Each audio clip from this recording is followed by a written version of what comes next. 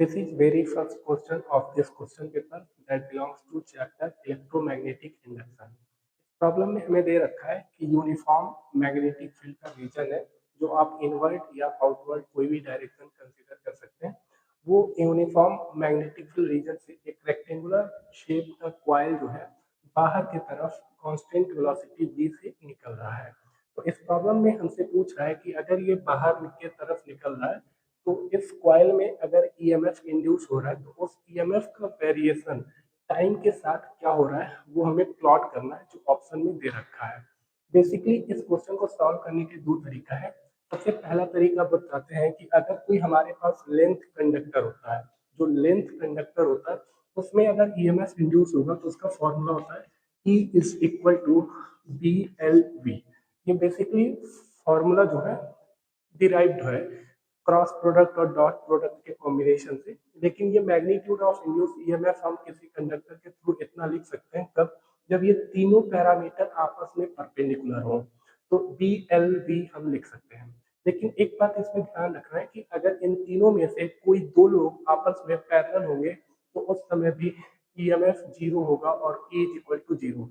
उसी को अप्लाई करेंगे तो हम यहाँ पे देख सकते हैं कि अगर ये रेक्टेंगुलर कॉइल है तो इस चार कंडक्टर अलग अलग हम कंसीडर कर सकते हैं। एक ये है, एक ये और एक ये और एक ये। ठीक है, अगर हम ये कहें कि इन चारों कंडक्टर में हमें एक चीज याद रहना चाहिए कि कोई दो लोग अगर पैरेलल हुए तो इसका मतलब उस कंडक्टर में ईएमएफ इंड्यूस नहीं होगा। तो पहला कंडक्टर में अगर देखें तो ये लेंथ कंडक्टर और वेलोसिटी ये दोनों लोग आपस में पैरेलल में है, इसलिए E1 is equal to zero आएगा। ठीक है, अगर हम दूसरा देखें कि ये कंडक्टर और वेलोसिटी इधर है और यहाँ पे जो मैग्नेटिक फील्ड है वो अंदर है, लेकिन ये कंडक्टर ऑलरेडी बाहर निकल चुका है तो मैग्नेटिक फील्ड के परपेंडिकुलर तो हो रहा है लेकिन कोई भी कटिंग नहीं हो रहा है तो मैग्नेटिक फील्ड में है ही नहीं, तो इसलिए कंसीडर ही नहीं करेंगे। तो E2 जो है वो जीरो हो जाएगा। बाकी अगर हम तीसरा देखें तो पहले केस के ही जैसे है कि जिस तरह से वेलोसिटी और कंडक्टर ये दोनों पैरेलल है इसलिए E3 इज इक्वल टू भी जीरो हो जाएगा। बचा केवल एक कंडक्टर और इसको अगर ध्यान से देखिए इसका वेलोसिटी राइट साइड में, लेंथ कंडक्टर का डायरेक्शन बोर्ड पे ऊपर की तरफ है और मैग्नेटिक फील्ड का डायरेक्शन अंदर की तरफ है।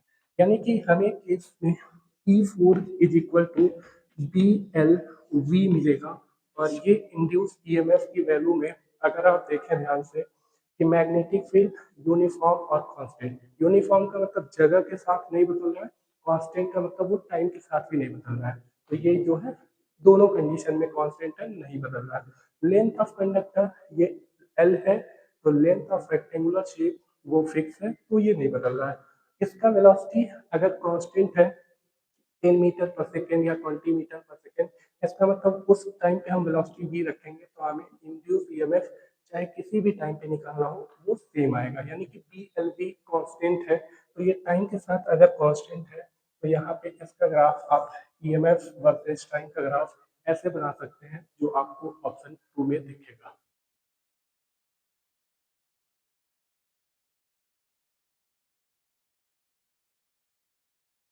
Now the question number 2 that is appearing on your screen is from thermodynamics chapter. In this question, you must have to know that what is intensive variable and what is extensive. देखिए, जो चीज दूसरे factor के ऊपर depend करे यानी कि एक पैरामीटर बदलने से दूसरा पैरामीटर बदल जाए तो इसका मतलब वो दूसरे के ऊपर डिपेंड कर रहा है, वो वेरिएबल होगा। और कोई एक पैरामीटर चेंज करने से दूसरा पैरामीटर वो ना बदले उसे हम कांस्टेंट कहते हैं।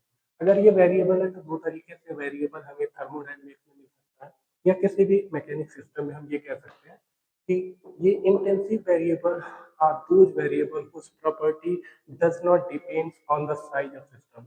यानी कि इंटेंसिव वेरिएबल वो होता है जो सिस्टम के साइज के ऊपर डिपेंड नहीं करता है, जबकि एक्सटेंसिव वेरिएबल साइज के ऊपर डिपेंड करता है। जैसे हमारे पास कोई भी वेरिएबल है, अगर हम एक सिस्टम कंसीडर करते हैं और इस सिस्टम का मास लेते हैं, ठीक है, तो अगर सिस्टम छोटा है तो उसका मास कम रहेगा, सिस्टम अगर बड़ा है तो उसका मास ज्यादा रहेगा। तो ये एक एक्सटेंसिव वेरिएबल हो गया मास।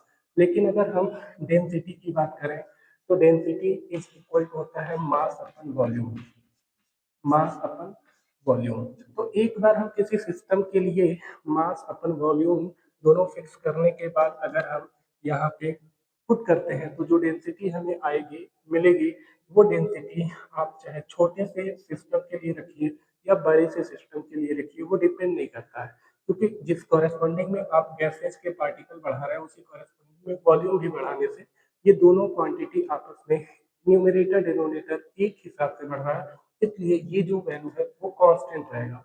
सेम इसी तरीके से आप टेम्परेचर की बात करिए कि एक टेम्परेचर एक रूम में जो टेम्परेचर आप कैलकुलेट करेंगे, जो गैसेज की जो मॉलिक्यूल के, आप किसी भी कॉर्नर पे चले जाइए, वो कॉर्नर यानी कि उस रूम में बहुत छोटा सा वॉल्यूम कंसीडर करिए, वही टेम्परेचर रहेगा, पूरा रूम कंसीडर करिए वही टेम्परेचर रहेगा।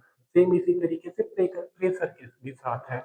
तो ये जो जो भी इसके वेरिएबल है, अगर वो साइज ऑफ सिस्टम पे डिपेंड नहीं करते हैं, तो इसलिए उसे हम इंटेंसिव वेरिएबल के कैटेगरी में रखेंगे, और जो साइज के ऊपर डिपेंड करता है इसलिए उसे हम एक्सटेंसिव वेरिएबल में रखेंगे। तो इसके करस्पॉन्डिंग में ऑप्शन ए को देखते हैं, जो स्टेटमेंट ए दे रखा है उसमें internal energy, volume V and mass are extensible variable. हाँ, ये बिल्कुल सही है, क्योंकि एक्सटेंसिव ये सारे लोग साइज ऑफ सिस्टम पे डिपेंड करते हैं। जितना ज्यादा बड़ा साइज होगा मास उतना ही ज्यादा, वॉल्यूम उतना ज्यादा, इंटरनल एनर्जी उतना ही ज्यादा। बी में देखिए pressure temperature and density are intensive. हाँ बिल्कुल, क्योंकि प्रेशर डेंसिटी और टेम्परेचर ये तीनों लोग आप एक रूम का निकाल लीजिए और उसी रूम में कोई छोटे से सिस्टम को कंसीडर करिए तब भी उतना ही आएगा।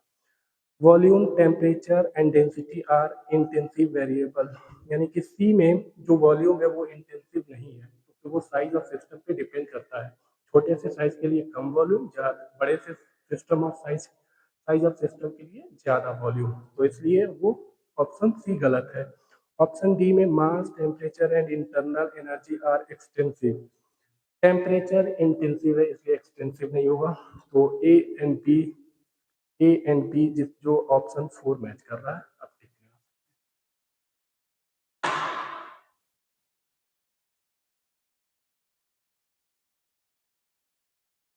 This is question number 3 that is from fluid mechanics chapter. Problem में हमें दे रखा है कि एक बॉल है जिसके पास डेंसिटी रो बी है, और वो एक लिक्विड में जो ग्लिसरीन एक लिक्विड होता है उसमें जो है इमर्स कर रखा है। तो जैसे ही बॉल को डालता है, तो डालने के बाद जो है धीरे धीरे धीरे धीरे उसकी वेलोसिटी जो है वो कांस्टेंट हो जा रही है। जब ऐसे प्रोसेस में वो बॉल का वेलोसिटी कांस्टेंट हो जाए उसको हम टर्मिनल वेलोसिटी कहते हैं। तो एक कंडीशन याद रखना होता है कि अगर वो टर्मिनल वेलोसिटी कांस्टेंट है तो इसका मतलब लगने वाला एक तरफ का फोर्स दूसरे तरफ के बराबर होगा। मीन्स यहाँ पे जितने भी फोर्स लग रहे हैं अगर हम शो करें, ये बॉल है और इस बॉल के ऊपर जो है मास अगर है तो नीचे mg फोर्स लगेगा, बिल्कुल नीचे mg लग रहा है। ऊपर एक फोर्स लग रहा है, कौन सा, जिसे हम बायोन फोर्स कहेंगे, एफ बी।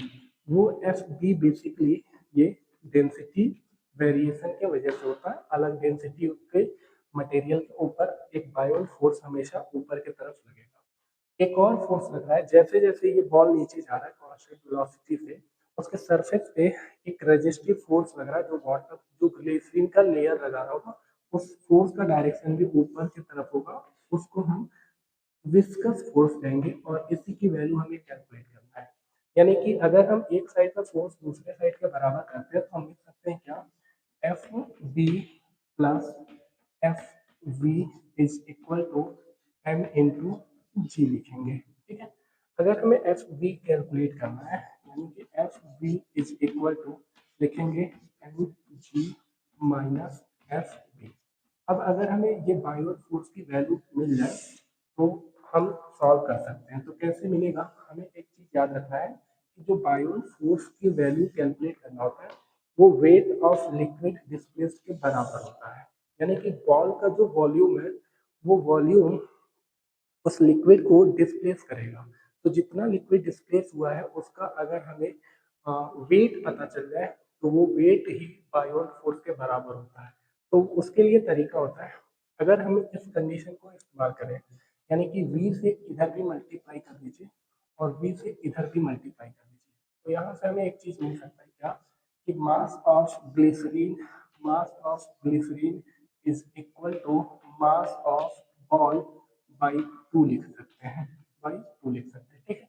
यानी कि जो मास ऑफ ग्लिसरीन है और जो हमारे पास ये मास ऑफ सॉल्ट है वो दोनों लोग आपस में रिलेटेड है बाई 2 से। क्यों? क्योंकि डेंसिटी का कंडीशन ऐसा दे रखा है, ठीक है, कि density of glycerin is equal to half of the density of salt. अगर ये हमें पता चल गया तो इसका मतलब कि इस का वेट कितना, ग्लिसरीन का वेट डिस्प्लेस कितना, हम बायोल फोर्स लिखना चाहते हैं तो F B is equal to weight of displaced weight of displaced glycerin. इसका वेट अगर लिखना है तो इसका मास कितना है, इसका मास है एम जी, एम जी और ग्रेविटी की वैल्यू जी, ठीक है। ये मास इंटू ग्रेविटी कर दिए तो वेट आ गया। एम जी की वैल्यू हम बेसिकली लिख सकते हैं बॉल के बाई 2, यानी कि क्योंकि बॉल का हम कैपिटल एम कंसीडर किए हैं तो वही बॉल का मास कैपिटल एम कंसीडर कर लेते हैं, तो एम बाई 2 इंटू जी। ये हमें एफ बी की वैल्यू मिल गई, वैल्यू को यहाँ पुट करेंगे, यानी कि F B is equal to F B is equal to M G minus minus M G by 2 लिखेंगे और इसको सॉल्व करेंगे तो viscous force is equal to M G by 2 आप अपने गिवन ऑप्शन से मैच करा सकते हैं।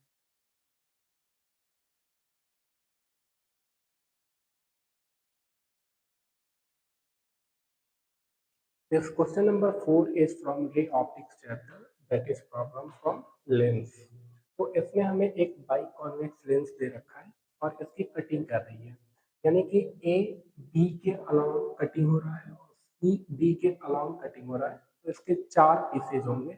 किसी एक पीस को पकड़िए, उस एक पीस का ये पावर पूछ रहा है कितना होगा, यानी कि जो कटा हुआ पीस है वो हमें कुछ ऐसा मिलेगा कि यहाँ से ऐसा दिखेगा। अगर ये ऐसा दिख रहा है तो इसका जो रेडियस ऑफ कर्वेचर है, ये रेडियस ऑफ कर्वेचर बेसिकली उतना ही होगा जितना उसके पास हो हाँ ऑलरेडी। बट ये वाला जो रेडियस ऑफ कर्वेचर है वो R is equal to infinite होगा, ठीक है। हमें एक चीज दे रखा है कि जो ये लेंस है, इस लेंस का जो पावर है वो power is equal to 4d दे रखा है। डी मीन्स डायोप्टर पावर का यूनिट होता है लेंस में, मतलब इस पावर को हम P1 बोल देते हैं। हमें P2 कैलकुलेट करना है जो इस लेंस का हमें बताना है। तो ये P2 in terms of P1 अगर बताना है तो आपको इसमें कटिंग ऑफ लेंस में ध्यान रखना है कि जब भी आप कटिंग ए बी के अलाउ करें तो कोई भी पावर में चेंज नहीं होगा, और सी डी में जब आप करेंगे तो चेंज होगा। क्यों चेंज होगा वो समझिए। पावर का मतलब ये है कि कितना सीधा लाइन आया पैरेलल और वो कितना कन्वर्ज हुआ या कितना डाइवर्ज हुआ। कन्वर्जन या डाइवर्जन तभी होता है जब किसी मीडियम में लेंस के या किसी वाटर के मीडियम में जब चलता है तो वो कितने अपने आप को वेलोसिटी में या वेवलेंथ में चेंज करता है, तो उसी की वजह से कन्वर्जन कम होगा या ज्यादा होगा। तो अगर आप इतने नीचे वाले को कट कर दे या ढक दे तो जो लाइट ऊपर जा रहा था उसको उतना ही डिस्टेंस ट्रेवल करना पड़ रहा है जब आप नीचे के पोर्शन को नहीं रखे तब भी, तो कोई फर्क नहीं पड़ रहा है। यानी कि ये पावर, ये जो लेंस है कन्वर्ज जितना करेगा कटने के बाद भी उतना ही करेगा, कटने से पहले भी उतना ही करेगा। इसलिए ए बी के अलावा अगर हम कटिंग करते हैं तो कोई पावर में चेंज नहीं होगा, बट सी डी के अलावा करेंगे तो करेगा। क्यों? क्योंकि अगर इतने पोर्शन को अगर आप हटा देंगे तो जब लाइट आएगा पैरेलल तो पहले कितना डिस्टेंस ट्रेवल करना पड़ रहा था, इसलिए रे के वेलोसिटी में ज्यादा चेंज आ रहा था, तो वो कन्वर्जन या डाइवर्जन ज्यादा अफेक्टिव होता था। अभी अगर यहाँ से कट करते हैं, ये पोर्शन हटा देते हैं तो रे को कम ट्रेवल करना पड़ेगा, इसका मतलब कभी कम ही कन्वर्जन होगा, तो इसलिए पावर में चेंज होगा। तो हमेशा जो है ए बी के अलाउ कोई नहीं होगा, ये हमेशा की बात कर रहे हैं। और सी डी के अलाउ जो है अगर करते हैं तो बिल्कुल चेंज होगा। तो इसका पावर निकालने से पहले हमें इसका पावर इक्वेशन लिखेंगे कि हमें पावर का फॉर्मूला होता है P is equal to 1/f होता है इन केस ऑफ लेंथ। तो वन अगर इसका फोकल लेंथ कैलकुलेट करें तो वो लेंस मेकर फॉर्मूला से आता है 1/f is equal to formula होता है mu two by mu one minus one into one by R one minus one by R two. ठीक है, अगर इसमें पुट करते हैं basically R one R two का आपको ध्यान रखना है कि साइन कन्वेंशन भी करना होता है। कैसे करना होता है, हमेशा जब भी आप ऐसे अप्लाई करें लेंस मेकर फॉर्मूला, तो आप किसी एक डायरेक्शन से इंसिडेंट रे को डायरेक्ट कराइए। ये जो इसका radius of curvature right side मिलेगा, इसलिए इंसिडेंट रे के डायरेक्शन में चलेंगे तो वो पॉजिटिव मिलेगा। और इस सरफेस के लिए रेडियस ऑफ कर्वेचर इस साइड मिलेगा। ऑप्टिकल सेंटर से हमें अपोजिट डायरेक्शन में ट्रेवल करना पड़ रहा है इंसिडेंट रे से, इसलिए माइनस लेना पड़ेगा। ठीक है, तो यहाँ पे अगर हम देखते हैं तो one upon F is equal to mu two, यानी कि इधर भी एयर है और इधर भी एयर है। अगर वो मीडियम की बात नहीं करता तो ये अपनी तरफ से ले सकते हैं। इसका रिफ्लेक्टिव इंडेक्स अगर हम म्यू कंसीडर करते हैं तो इसका मतलब यहाँ पे म्यू लिखेंगे, mu by one minus one, और यहाँ पे वन बाई आर वन की value one by R minus one by R two की वैल्यू माइनस आर।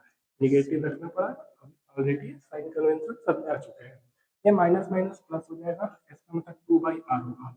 तो इसको हम लिख सकते हैं one by F is equal to कितना, टू बाई आर, और ये म्यू माइनस वन। ठीक है, इसको आप इक्वेशन वन बोल लीजिए। बेसिकली इसकी वैल्यू जो है 4d दे रखा है, क्योंकि वन अपन एफ की वैल्यू पावर होता है, तो इसका पावर दे रखा है कितना, 4d। ये आगे हम यूज करेंगे इसे। अगर ये 4d है तो हमें दूसरा इक्वेशन इसका लिखना होगा। ठीक है, इसका लिखते हैं तो ये क्या होगा, यही सेम फॉर्मूला अप्लाई करेंगे। One upon F is equal to इसे हम F2 बोल देते हैं, अगर ये पावर वन था तो one upon F2 is equal to mu two by mu one. Mu तो वही रहेगा क्योंकि लेंस का मीडियम वही है। Mu two by one minus one, और वन बाई आर की वैल्यू आर वन की वैल्यू वन बाई आर, और पॉजिटिव में रहेगा क्योंकि उसका इधर उसी साइड है। ये प्लेन एक सरफेस हो गया जिसका वो रेडियस ऑफ कर्वेचर इनफाइनाइट हो जाएगा। तो माइनस लिखें या प्लस लिखें कोई फर्क नहीं पड़ता, वन बाई इनफाइनाइट लिखेंगे। ठीक है, अगर इसे हम देखें तो लिख सकते हैं कितना, one by R, one by R और mu minus one, mu minus one. ठीक है, इसको अगर हम लिखें ध्यान से देखिए,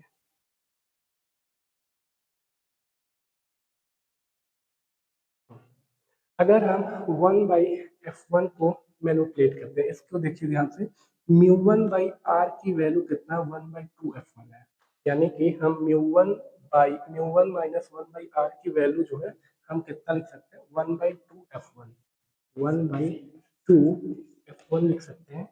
और ये वन बाई एफ वन की वैल्यू पी वन होगा, तो इसका मतलब इसे हम लिख सकते हैं पी वन अपन टू, और पी वन की वैल्यू 4d दे रखा है, इसलिए हम यहाँ पे 4d अपन टू लिखेंगे। इसे सिंप्लीफाई करेंगे तो इसकी वैल्यू आएगी 2d, 2d।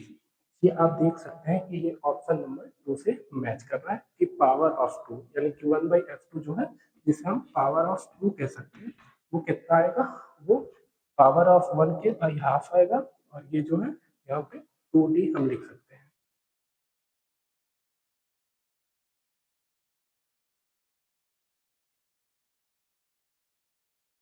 This question number 5 is very easy, that is from work of energy chapter। इसमें हमें फोर्स वेक्टर कितना दे रखा है और डिस्प्लेसमेंट वेक्टर कितना दे रखा है। हमसे ये b की वैल्यू फाइंड आउट करने के लिए कह रहा है, तब जो work done by this force during this displacement is equal to zero है।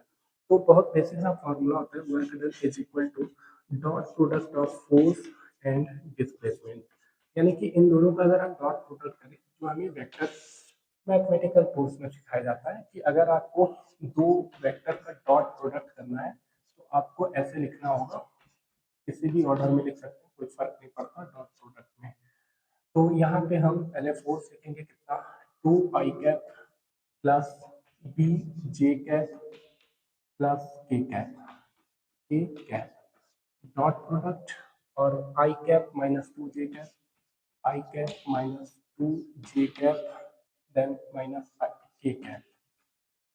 अगर इसका वर्क डन यानी कि डॉट प्रोडक्ट जीरो दे रखा है, वर्क डन जीरो दे रखा है, ठीक है, तो हम लिख सकते हैं zero is equal to dot product में आपको याद रखना होता है सेम कैप का मल्टीप्लाई करते हैं, वो इंटीजर वो न्यूमेरिकल वैल्यू को हम अलजेब्रिक सम करते हैं, ठीक है। यानी कि अगर हम ये लिखें कि टू आई कैप और आई कैप से मल्टीप्लाई करें तो two into one, two into one, then B into minus two यानी कि माइनस का टू बी लिखेंगे, देन वन और माइनस वन यानी कि माइनस वन, और ये अगर हम देखें तो टू और माइनस वन, इसको इधर लेते आइए, two B is equal to हम लिख सकते हैं कितना, टू बी, इसको इधर लेते हैं और टू माइनस वन वन हो जाएगा, यानी कि B is equal to one by two, और इसे आप ऑप्शन नंबर फोर में देख सकते हैं।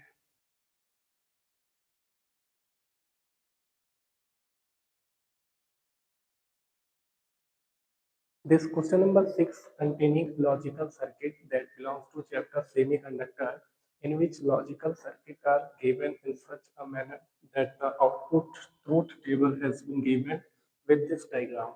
But this question is given as a bonus question because there is a technical error in between the diagram and this truth table. Basically है क्या चीज कि अगर इसका हम आउटपुट निकालते हैं तो आउटपुट देखते हैं, अगर ये ए है तो इस इनपुट पे ए जाएगा, और ये बी अगर जा रहा है तो यहाँ पे एक नॉट गेट लगा है जिसका वैल्यू बी बार हो जाएगा। यही बी अगर यहाँ पे इसको जा रहा है तो ये बी बार यहाँ पे भी हो जाएगा, और ये ए जंप करके जस्ट इस पे आ रहा है तो इसका मतलब इसका एक इनपुट ए है। ये भी एंड गेट, ये भी एंड गेट, एंड गेट का जो आउटपुट होता है इसको हम y1 कह रहे हैं, y1 इज इक्वल टू लिखेंगे कितना, ए डॉट बी बार, इसे हम लिखेंगे y2 is equal to A dot B bar, ठीक है। तो इसमें टेक्निकल एरर ये है, ये हमसे पूछ रहा है कि जी लॉजिक गेट कौन सा होगा ताकि ये जो आउटपुट y मिलेगा वो आउटपुट हमें यहाँ पे ट्रुथ टेबल में मैच करना चाहिए।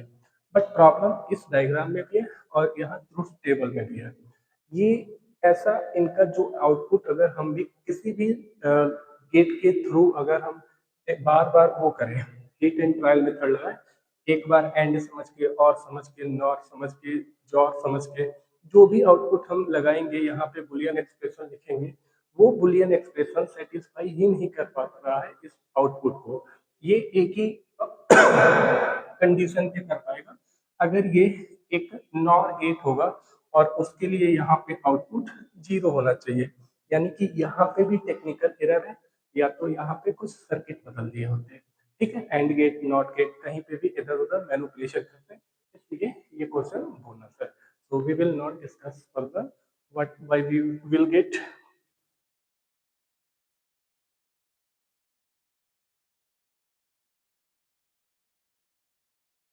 Here, the question number 7 is from wave optics, that is given in format of assertion and reason. So check out the assertion A, that is in Young's double slit experiment, the fringe width produced by red light are closer as compared those produced by blue light. And the reason is that the fringe width is directly proportional to the wavelength of light. बहुत आसान सी बात है क्या कि जो fringe width beta होता है वो basically D lambda by D होता है, ठीक है। तो अगर किसी सेटअप के लिए सेपरेशन यानी कि कैपिटल डी और स्लिट सेपरेशन यानी कि स्मॉल डी फिक्स कर रखे हैं तो ये बीटा जो है वो बीटा डायरेक्टली प्रोपोर्शनल होता है वेवलेंथ के, तो बिल्कुल असर ट्रू है, ठीक है।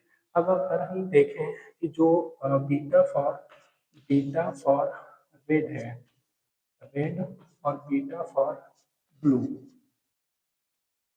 ब्लू, ठीक है, इसमें जिसका वेवलेंथ ज्यादा उसका बीटा ज्यादा।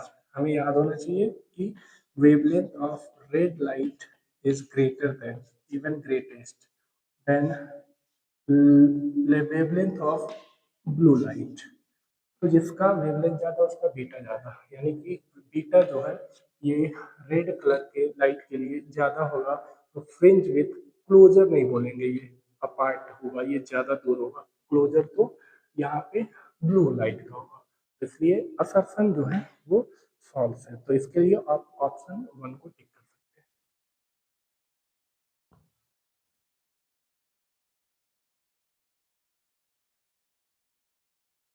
Again this question is from fluid mechanic and that is very simple.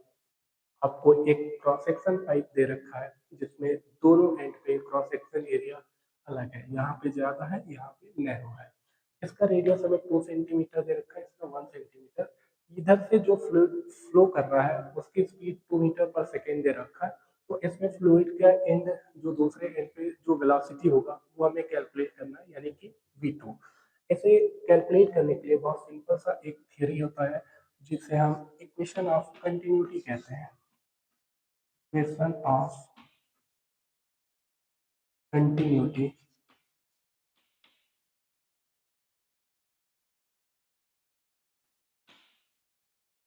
अगर हम यहाँ पे अप्लाई करते हैं तो a1 v1 is equal to a2 v2, ये फॉर्मूला मिलता है इक्वेशन ऑफ कंटिन्यूटी के अकॉर्डिंग। रेसिप्रोकल होता है, बेसिकली जितना ज्यादा एरिया उतना कम वेलोसिटी, जितना कम एरिया उतना ज्यादा वेलोसिटी। आप देख सकते हैं a1/a2 = v2/v1 इनवर्स रेशियो में। बट हमें अगर कैलकुलेट करना है तो सिंपली हम यहाँ पे एरिया अगर हमें दिखाई दे रहा हो तो एक क्रॉस सेक्शन पाइप का एरिया सर्कुलर फॉर्म में होता है, इसलिए हम पाई आर स्क्वायर अप्लाई करेंगे।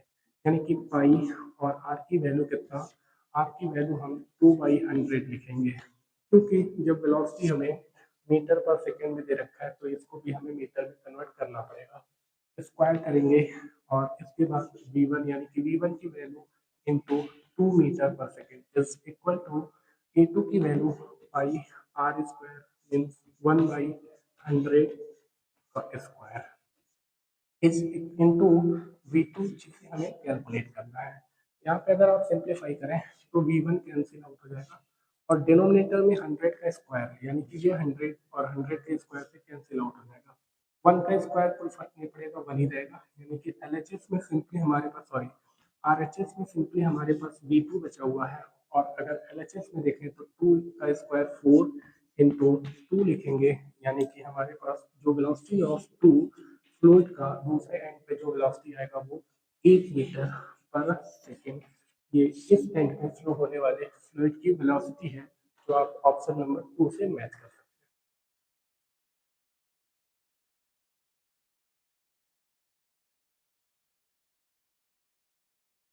The question number 9 that is appearing on your screen is basically assertion region type question. तो इस क्वेश्चन में हमें एक पेंडुलम दे रखा है, सिंपल है, और वो किसी प्लेनेट के ऊपर ऐसे अगर प्लेस किया गया है तो इसका टाइम पीरियड कैसे वेरी करेगा जब हम प्लेनेट का कुछ पैरामीटर चेंज कर रहे होंगे। तो time period for simple pendulum basically होता है 2 pi under root L/G।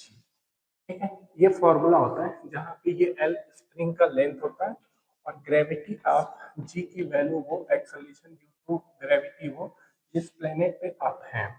Question के अकॉर्डिंग जो है दे रखा है कि एक simple pendulum planet of mass m और रेडियस जो है 4 टाइम और रेडियस को वेरी कर रहा है। मीन्स अगर कोई मास m है तो उसको 4m बोल रहा है और रेडियस जो है वो 2 टाइम्स आर जो है वो रेडियस ऑफ अर्थ के 2 टाइम्स है, और ये मास बेसिकली मास ऑफ अर्थ के 2 टाइम्स है। तो जो टाइम पीरियड अर्थ पे होगा, अर्थ पे जो टाइम पीरियड होगा उसका जो हमें टाइम पीरियड है वो टी अगर बोल रहे हैं तो time period for other planet कितना होगा वो हमें कैलकुलेट करना है। कब? उस प्लेनेट का जब मास 4 times of mass of earth है और रेडियस से 2 times of radius of earth है। तो अगर हम यहाँ पे बेसिकली जी का फॉर्मूला बताएं, ये एक्सेलरेशन ड्यू टू ग्रेविटी, आपको ग्रेविटेशन में सिखाया जाता है कि जी इज इक्वल टू बेसिकली होता है GME अपन RE का स्क्वायर, ये फॉर्मूला होता है। ठीक है, तो अगर ये G की वैल्यू है तो हम दूसरे प्लेनेट के लिए फॉर अदर प्लेनेट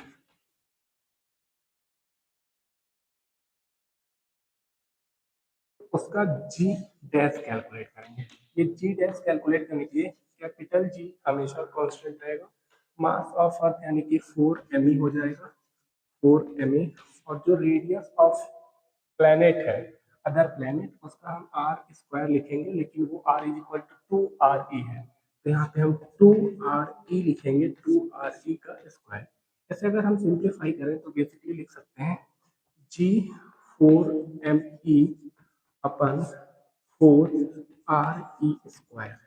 ये फोर से फोर कैंसिल आउट हो जाएगा, बचेगा कितना जी एम ई अपन आर ई का स्क्वायर। ये जी डैश जो है ये उतना ही आ गया जितना जी की वैल्यू है, मीन्स जी में कोई भी चेंज नहीं हो रहा है। जी में कोई भी चेंज अगर नहीं हो रहा है, ये स्ट्रिंग का लेंथ उतना ही है, तो इसका मतलब ये दोनों चीज कांस्टेंट है, नहीं बदल रहा है। इतना चीज पैरामीटर बदलने के बावजूद जो अदर प्लेनेट का है, तो इसलिए टाइम पीरियड जो है वो रिमेन सेम रहेगा। तो आप जो है ऑप्शन वन को पिक कर सकते हैं। और यहाँ पे जो मास ऑफ ये बॉब है वो तो कभी चेंज नहीं होगा, क्योंकि मास ऑफ बॉडी हमेशा कांस्टेंट होता है, वेट चेंज होता है, क्योंकि वेट इज इक्वल टू होता है M into G, weight is equal to होता है एम इंटू जी। तो ये ग्रेविटी प्लेनेट बदलने से बदल जाता है, बट ये मास जो है number of particle that containing in that body is always constant, either you placed on the earth और प्लेस्ड सम अदर प्लेनेट, तो मास हमेशा कांस्टेंट रहेगा। इसलिए ऑप्शन वन को अगर मैच कराएंगे तो आपका ऑप्शन मैच करेगा।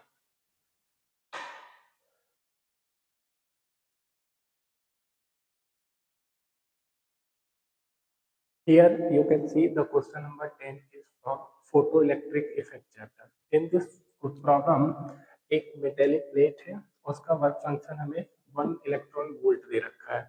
एक वेवलेंथ लाइट जिसका वेवलेंथ लैम्डा है, और उसको इंसिडेंट कराने पे जो इलेक्ट्रॉन फोटो इलेक्ट्रॉन का मैक्सिमम काइनेटिक एनर्जी है वो के मैक्स दे रखा है 2 इलेक्ट्रॉन वोल्ट। और अगर हम उसी मेटेलिक सरफेस पे एक दूसरे लाइट को जिसके पास वेवलेंथ लैम्डा बाई 2 है इंसिडेंट कराएंगे, तो उसका मैक्सिमम काइनेटिक एनर्जी कितना होगा वो हमसे पूछा हुआ है। ऐसे करने के लिए हमें फॉर्मूला पता रहना चाहिए, जिसका आइंस्टीन इक्वेशन कहते हैं कि E max is equal to H C by lambda, H C by lambda minus five लिखेंगे, H C by lambda minus five.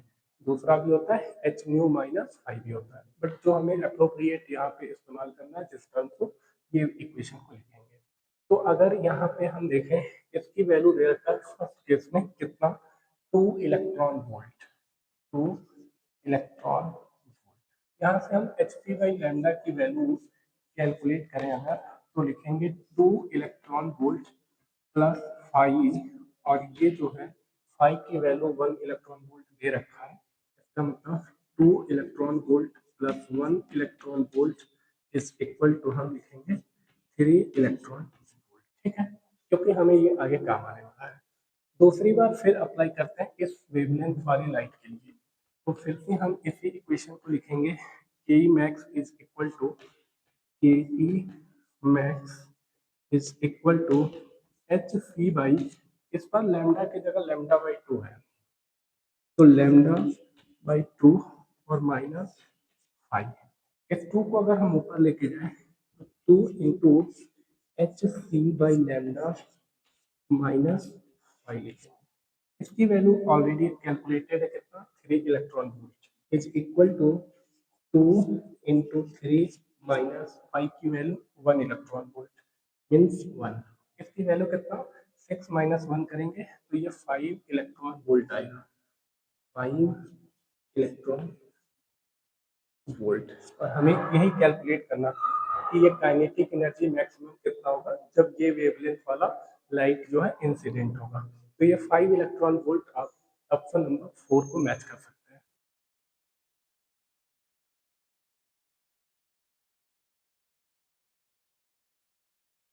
The question number 9 that is appearing on your screen is very simple, that belongs to chapter rotational dynamics, in which we have to find out the value of torque in vector form. That we know that the formula which is used to calculate torque in vector form is R cross F vector. हमें F force vector form में दे रखा है, position vector form में दे रखा है। तो इसको use करके हमें टॉर्क की वैल्यू कैलकुलेट करनी है। आपको ध्यान रहना चाहिए कि टॉर्क एक वेक्टर क्वांटिटी है, क्रॉस प्रोडक्ट का रिजल्ट एक वेक्टर क्वांटिटी आता है, और जो डॉट प्रोडक्ट होता है उसमें हम सेम का मल्टीप्लाई करते हैं, देन अलजेब्रिक सम करते हैं, तो वो उसका रिजल्ट हमें स्केलर क्वांटिटी आता है। तो इसको अगर सॉल्व करते हैं तो बेसिकली ये डिटर्मिनेंट फॉर्म से होता है। टॉर्क अगर आपको कैलकुलेट करना है तो आपको डिटर्मिनेंट बनाना है। इस डिटर्मिनेंट में सबसे ऊपर जो है, जो रो होगा उसमें आपको आई कैप, जे कैप और के कैप फिल करना है। फिर आपको पहले आर वेक्टर लिखा रहता है, इसलिए आर वेक्टर का जो भी कंपोनेंट है, मैग्नीट्यूड है, कुछ नहीं लिखा है, means one one one. Then आपको यहाँ वन वन वन लिखना है, यहाँ पे टू वन टू लिखना है, मीन्स टू वन टू अगर लिखते हैं। तो इसे सॉल्व करने के लिए हमें सबसे पहले साइन की मार्किंग करनी होती है। आई जे के कैप पे ये प्लस होता है, इसके बगल में जो रहेगा माइनस, उसके बगल में जो रहेगा प्लस।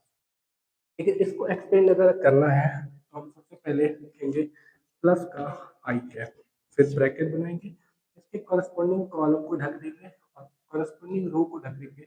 बचेंगे चार लोग, क्रॉस मल्टीप्लाई करके सब्ट्रैक्ट करेंगे। वन इंटू टू टू होगा, वन इंटू वन वन होगा, तो माइनस वन। अब उसके बाद माइनस का जे कैप है, माइनस जे कैप और ब्रैकेट बनाएंगे, इसके करस्पॉन्डिंग कॉलम को ढके, इसके करस्पॉन्डिंग रो को ढके, तो one into two two, minus two into one two, और ये ब्रैकेट क्लोज।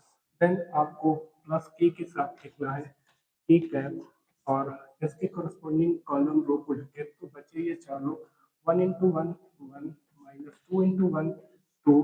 देन आप इसको सिंप्लीफाई करेंगे तो टॉर्क का वैल्यू आएगा कितना, वन आई कैप। देन यहाँ पे two minus two zero, means आप प्लस लिखें या जीरो निगेटिव लिखें कोई फर्क नहीं पड़ेगा, जीरो जे कैप। देन यहाँ पे माइनस का के कैप, माइनस वन के कैप को हम माइनस के कैप लिख सकते हैं। तो आप सिंपली वन आई कैप माइनस के कैप अगर आप लिखते हैं तो ये टॉर्क का जो वेक्टर फॉर्म में आंसर है वो आपको ऑप्शन 4 में मैच करता हुआ दिखेगा।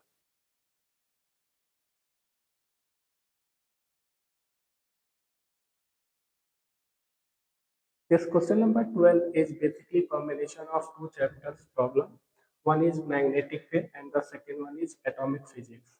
तो इस प्रॉब्लम में हमसे ये बोल रहा है कि एक इलेक्ट्रॉन को मैग्नेटिक फील्ड के परपेंडिकुलरली v वेलोसिटी से, किसी भी वेलोसिटी से परपेंडिकुलर डायरेक्शन में प्रोजेक्ट करते हैं।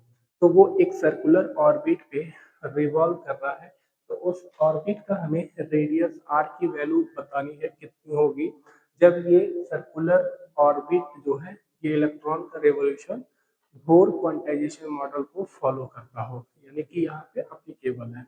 और सबसे पहले हम ये बोले कि यहाँ पे सर्कुलर जो फॉर्मेशन हो रहा है, ये किसी भी चार्ज पार्टिकल को जब हम मैग्नेटिक फील्ड में परपेंडिकुलर डायरेक्शन पे प्रोजेक्ट करते हैं तो वो एक सर्कुलर लूप ही बनाता है, उसी पाथ पे मोशन करता है। अब उस कितने रेडियस के ऑर्बिट पे वो रिवॉल्व करेगा, उसके लिए फॉर्मूला हमें बताया जाता है, R is equal to M into V upon Q into B. ये चार पैरामीटर पे डिपेंड करता है कि उस चार्ज पार्टिकल का मास कितना है, उसके पास वेलोसिटी कितना है, वो उसके पास चार्ज कितना है, और मैग्नेटिक फील्ड स्ट्रेंथ किस में वो अंदर इंटर किया हुआ है। तो इसकी वैल्यू हम यहाँ से आर की वैल्यू इस तरह से लिख सकते हैं। और अगर यहाँ पे बोर क्वांटाइजेशन जो है अप्लीकेबल है, तो अकॉर्डिंग टू बोर क्वांटाइजेशन हम लिखते हैं एम वी आर, जिसे हम बोलते हैं एंगुलर मोमेंटम, वो मस्ट भी इक्वल टू होना चाहिए multiple of N H upon two pi, मतलब कि इसके बराबर होना चाहिए। ये एन बेसिकली एक्साइटेशन स्टेट होता है किस ऑर्बिट में इलेक्ट्रॉन जो है रिवॉल्व करना है, एच जो है वो कांस्टेंट होता है प्लैंक। अगर हम यहाँ पे इस वैल्यू को मैनिपुलेट करें, रेडियस आर अगर हम लिखना चाहते हैं तो रेडियस आर इलेक्ट्रॉन का कैलकुलेट करना है, तो हम मास ऑफ इलेक्ट्रॉन लिखेंगे, वेलोसिटी लिखेंगे v, और अपन में चार्ज ऑफ इलेक्ट्रॉन e होता है, और मैग्नेटिक फील्ड b कंसीडर करेंगे। यहाँ से अगर हम v लिखना चाहें, v लिखें तो v is equal to basically लिख सकते हैं कितना r इंटू ई, आर को आर ही रहने देते हैं, R into E into B और अपन में m इंटू ई होगा। ठीक है, इस v की वैल्यू यहाँ पे पुट करिए। अगर v की वैल्यू यहाँ पे पुट करते हैं तो m v is equal to लिख सकते हैं कितना ई बी और अपन में मास ऑफ इलेक्ट्रॉन। ये बेसिकली हम अप्लाई कर रहे हैं उस इलेक्ट्रॉन के लिए, तो ये मास भी मास ऑफ इलेक्ट्रॉन ही रहेगा। इज इक्वल टू ये जो ऑर्बिट हमें दे रखा है वो फर्स्ट एक्साइटेड ऑर्बिट है। इसका मतलब ये कि इसके लिए n इज इक्वल टू हमें 2 पुट करना है, तो यहाँ पे हम 2 लिखेंगे, 2 into H by 2 into pi, जो भी सिंप्लीफाई हो सकता है कट पिट कर दीजिए। मास of electron cancel out, 2 2 cancel out, और अगर आप देखें सॉरी यहाँ पे r जो है पहले से था जो r, वो r हम लिखेंगे। ठीक है, r को मल्टीप्लाई करें तो r स्क्वायर हो जाएगा, r square is equal to हम ई बी को इधर ला सकते हैं, यानी कि h upon pi E into B लिखेंगे, इस स्क्वायर को इधर लाएं तो r is equal to under root में h by pi E B लिखेंगे। और ये हमारे पास इस रेडियस, इस इलेक्ट्रॉन को जो सर्कुलर ऑर्बिट कर रहा है उसका यहाँ पे रेडियस जो आर फॉर्मेशन कर रहा है वो रेडियस आर की वैल्यू इतना होगा, जो कि ऑप्शन 3 से मैच कर सकते हैं।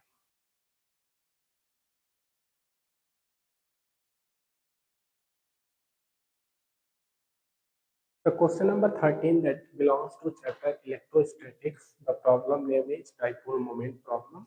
इसमें हमें एक डाइपोल, शॉर्ट डाइपोल यहाँ पे दे रखा है, और वो शॉर्ट डाइपोल जो है यहाँ पे ऐसे रखा हुआ है कि ये इसके ए पॉइंट इसके एक्सियल पॉइंट पे आता है और ये बी पॉइंट इक्विलेटरल पॉइंट पे आता है।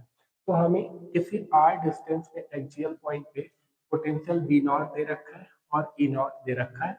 बोल रहा है कि इसके इक्वेटोरियल पॉइंट पे और 2r डिस्टेंस पे इस बी पॉइंट पे हमें कैलकुलेट करना है पोटेंशियल कितना होगा, इलेक्ट्रिक फील्ड कितना होगा in terms of V not and E not.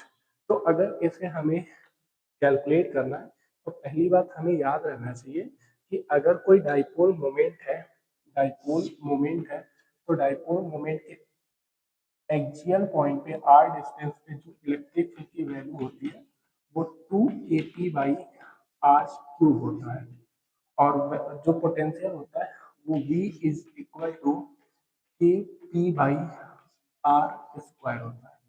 अगर हम इसके इक्वेटोरियल पॉइंट पे बात करें तो यहाँ पे पोटेंशियल 0 होता है और यहाँ पे इलेक्ट्रिक फील्ड इससे हाफ होता है, यानी कि के पी बाई आर क्यूब लिखेंगे, E इज इक्वल टू के पी बाई आर क्यूब। तो वो डिस्टेंस चाहे जो भी हो, यहाँ पे जो potential at point B B है V B is equal to 0 होगा। और अगर हमें ई बी कैलकुलेट करना होगा तो ई बी कैलकुलेट करने के लिए सबसे पहले हम लिख रहे हैं क्या, ई ए इज इक्वल टू कितना लिखेंगे, 2kp बाई आर क्यूब, और इसकी वैल्यू दे रखा है ई नॉट। ठीक है, अगर हम ई बी कैलकुलेट करते हैं, E B is equal to basically यहाँ पे के पी बाई आर क्यूब होगा, तो के पी बाई, लेकिन आर की जगह आर नहीं 2r होगा, तो यहाँ पे हम 2r क्यूब लिखेंगे इज इक्वल टू के पी बाई 8r क्यूब लिखेंगे, और इसे हम इक्वेशन 2 बोल देंगे और इसे हम इक्वेशन फर्स्ट। अगर हम फर्स्ट अपन सेकेंड करें यानी कि E A upon E B is equal to लिखेंगे कितना, ये आर एच एस में ई नॉट अपने 2 K P by R cube, upon में कितना, अपन में लिखेंगे K P by 8r cube, K P by 8r cube, K P by R cube cancel out हो जाएगा, ये 8 ऊपर जाएगा और 2 वही रहेगा। मीन्स हम इसे लिख सकते हैं कितना, 16 टाइम ये 8 ऊपर जाएगा और 2 यही रहेगा, 16 टाइम बस। ठीक है, अगर हम ई ए लिखें, E B, E B is equal to, E A की वैल्यू कितना, ई ए की वैल्यू ई नॉट है, ई ए की वैल्यू ई नॉट है, और ई बी इस इधर लेते हुए 16 को नीचे लेते हैं, यहाँ पे 16 आएगा, यानी कि E B is equal to E not by 16, और यहाँ पे हमें इसके टर्म में मिल गया, और potential V B is equal to 0, जिससे आप ऑप्शन नंबर 2 मैच कर सकते हैं।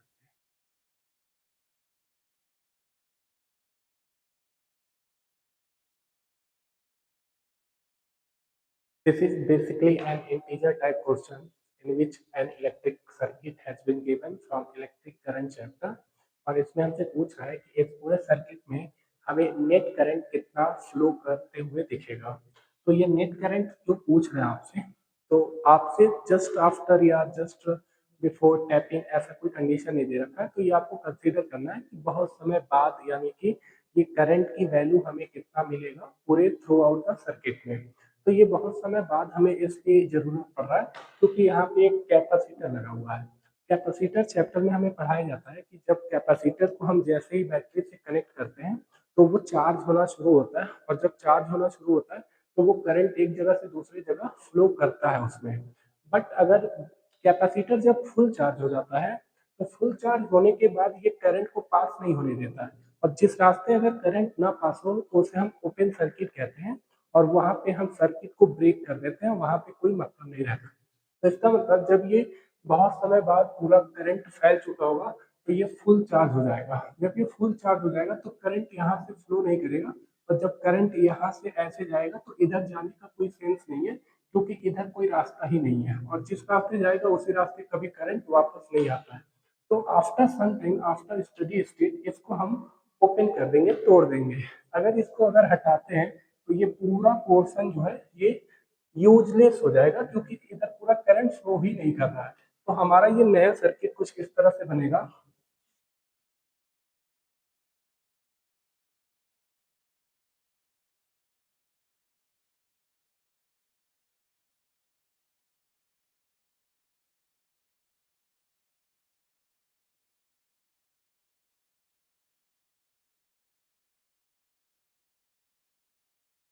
ये 2 ओम था, ये 3 ओम है, ये 4 ओम है, बैटरी का वोल्टेज 2 वोल्ट दे रखा है, और ये 6 ओम है। ये जब हम ब्रेक किए, इसको ब्रेक किए, और ये ब्रेक होने के बाद जो है करंट अगर नहीं फ्लो कर रहा, तो करंट यहाँ से यहाँ आएगा, इधर चला जाएगा, इधर आएगा, इधर चला जाएगा। बट ये करंट इधर आएगा तो इधर नहीं जाएगा, इधर जाके ऐसे वापस नहीं आएगा। जिस रास्ते करंट जाता है उसी रास्ते वापस नहीं आता है, दूसरे रास्ते आना चाहिए। ठीक है, इसलिए ये पूरा पोर्शन जो है हम इसको कंसीडर नहीं करेंगे। करंट जो है जब ये फुल चार्ज हो जाएगा तो यहाँ करंट फ्लो ही नहीं करेगा। तो नया सर्किट अगर हमें इस तरह से दिख रहा है, तो ये दोनों आपको दिखना चाहिए, ये पैरेलल में है। तो इसको पैरेलल में अगर हम कंसीडर करते हैं, तो इसकी आर इक्विवेलेंट कैलकुलेट करें। R equivalent is equal to क्या लिखेंगे, 6 पैरेलल 3, 6 पैरेलल 3। और ये जब आएगा इक्विवेलेंट, तो वो 6 पैरेलल 3 का इसके साथ सीरीज में होगा, तो प्लस में हम 2 लिखेंगे। और जब इसको हम एक रेजिस्टेंस बना चुके होंगे सबको कंबाइन करके, तो वो रेजिस्टेंस इसके पैरेलल में होगा। मीन्स ये टोटल रेजिस्टेंस पैरेलल में होगा इसके साथ, 4 ओम के साथ, 4 ओम के साथ। ठीक है, तो अगर हम 6 पैरेलल 3 करते हैं, तो 1/R1 प्लस 1/R2 से 1/R इक्विवेलेंट की वैल्यू यहाँ से हम फाइंड आउट कर सकते हैं। तो बेसिकली आएगा कितना, 2 ओम आएगा। 2 ओम और प्लस पहले से था कितना, 2 ओम, और ये बिग ब्रैकेट बनाएंगे parallel with 4 ohm. 2 plus 2 series में होगा, और 2 प्लस 2 4 होगा। इसका मतलब यहाँ से हम 4 ओम पैरेलल विद 4 ओम लिखेंगे। और दो रेजिस्टेंस, जब दो रेजिस्टेंस पैरेलल में होते हैं और इक्वल होते हैं, तो उनका आर इक्विवेलेंट हाफ होता है। यानी कि आर इक्विवेलेंट की वैल्यू आएगी कितना, R equivalent is equal to 2 ohm आएगा, ठीक है। और ये बैटरी लगा हुआ है कितना, 2 वोल्ट का। इसका मतलब जो आई की वैल्यू होगा, I is equal to V upon R equivalent. V की वैल्यू 2 वोल्ट, आर इक्विवेलेंट की वैल्यू 2, मीन्स ये 1 एम्पियर करंट आएगा। इंटीजर टाइप क्वेश्चन है तो आप आंसर में 1 लिखेंगे।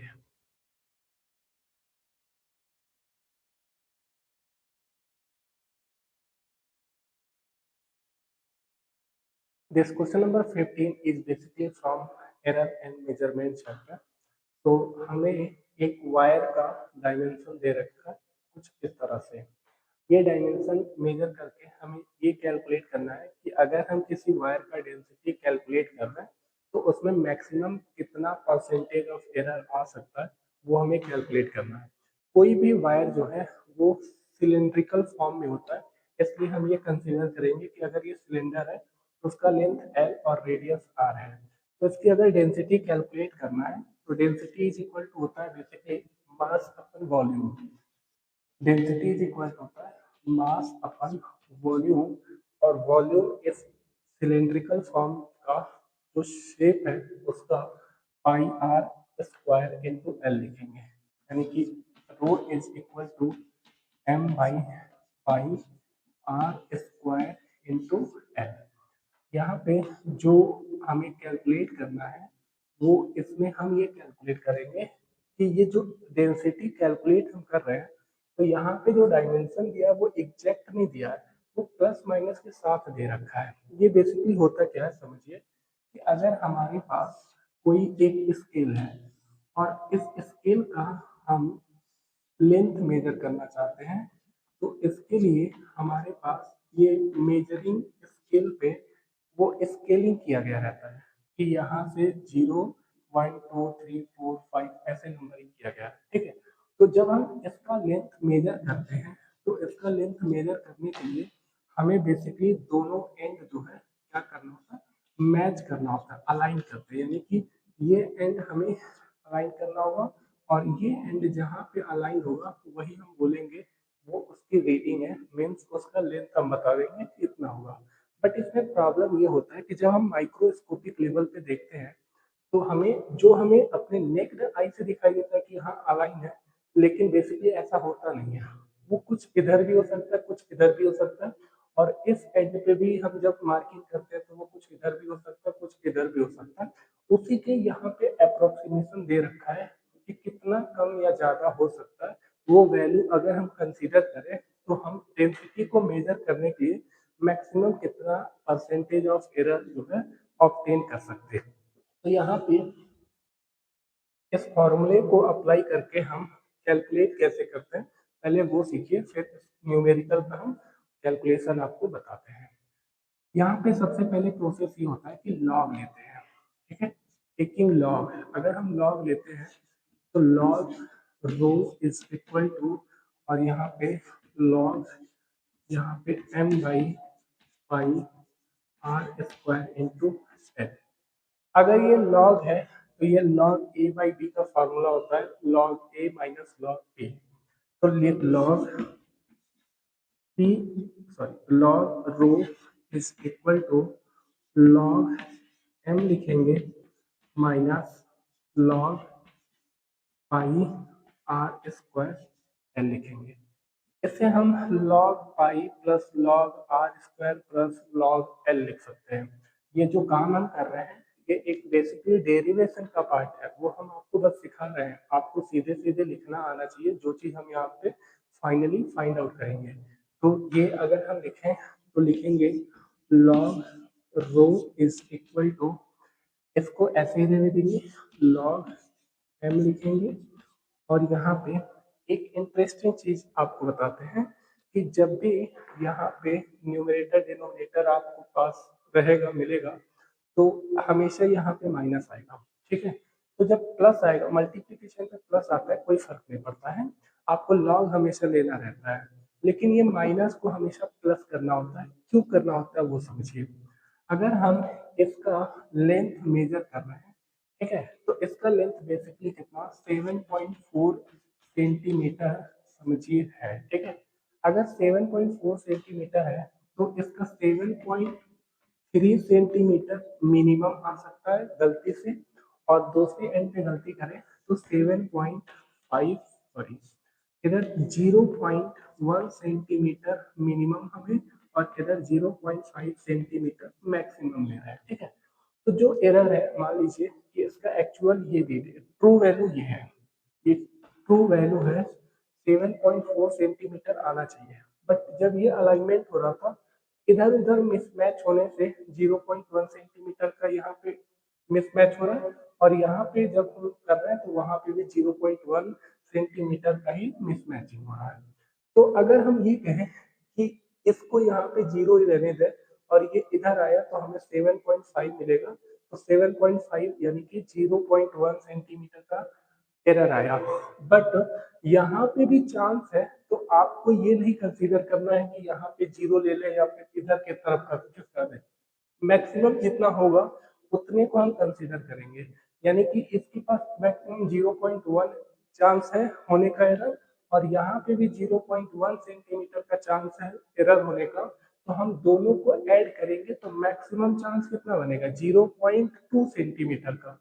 तो इसलिए हम इसको प्लस जो रीडिंग लेंगे 7.4 प्लस माइनस 0.2 सेंटीमीटर, तो हम इसको कंसीडर कर लेंगे, इसका मतलब कि ये जो है मैक्सिमम पॉसिबल एरर के साथ हम वैल्यू को दे रहे हैं। वही काम हम यहाँ पे करते हैं कि यहाँ पे जो माइनस हो रहा है वो माइनस को हम प्लस इसलिए करते हैं कि एक तरफ का जो माइनस हो रहा था उसको भी हम ऐड ही कर रहे हैं, क्योंकि हमें बताना है मैक्सिमम पॉसिबल एरर, और ये काम हम हमेशा करते हैं। बुक पढ़ेंगे थोड़ा सा तो आपको समझ में आ जाएगा। अदरवाइज ये आपको प्रोसीजर याद रखना है कि जब भी डिनोमिनेटर होगा तो लॉग लेने पे निगेटिव होगा, निगेटिव को आपको हमेशा पॉजिटिव कर देना है। इसको लॉग पाई हम लिख सकते हैं, प्लस में लॉग पाई लिख सकते हैं, फिर लिख सकते हैं 2 लॉग आर, 2 लॉग आर, क्योंकि लॉग आर स्क्वायर को हम 2 लॉग आर लिखेंगे, फिर लॉग एन लिखेंगे। अब इसको डिफरेंशिएट करेंगे, किसी के भी रेस्पेक्ट में कर दीजिए, कोई फर्क नहीं पड़ेगा, क्योंकि जिसके रेस्पेक्ट में करेंगे वो डिनोमिनेटर में सारे लोग कट जाएंगे। अगर हम डिफरेंशिएट करते हैं तो इसको लिखेंगे कितना 1 बाई रो और D rho by D T, T के रेस्पेक्ट में करिए या एक्स के कोई फर्क नहीं पड़ता। यहाँ पे हम लिखेंगे 1 by M D M by D T. यहाँ पे हम लिखेंगे 0 कॉन्स्टेंट है, यहाँ पे हम लिखेंगे 2 log sorry 1 by R D R by D T. यहाँ पे हम लिखेंगे कितना लॉग एल, यानी कि D L L into 1 by L D L by D T. देखिए ये कैंसिल आउट हो जाएगा डिनोमिनेटर, क्योंकि किसी के रेस्पेक्ट में हम कर सकते हैं, कोई फर्क नहीं पड़ता। अब हम लिखेंगे क्या यहाँ पे D rho by rho is equal to D M by M D M by M plus 2 D R by D R 2 D R by R और प्लस में डी एल बाई ये फॉर्मूले में हम पुट करेंगे इन सब वैल्यू को, और फिर हम कैलकुलेट करेंगे परसेंटेज एरर को। कैसे करेंगे पहले हम इसे रीड करते हैं फिर बताते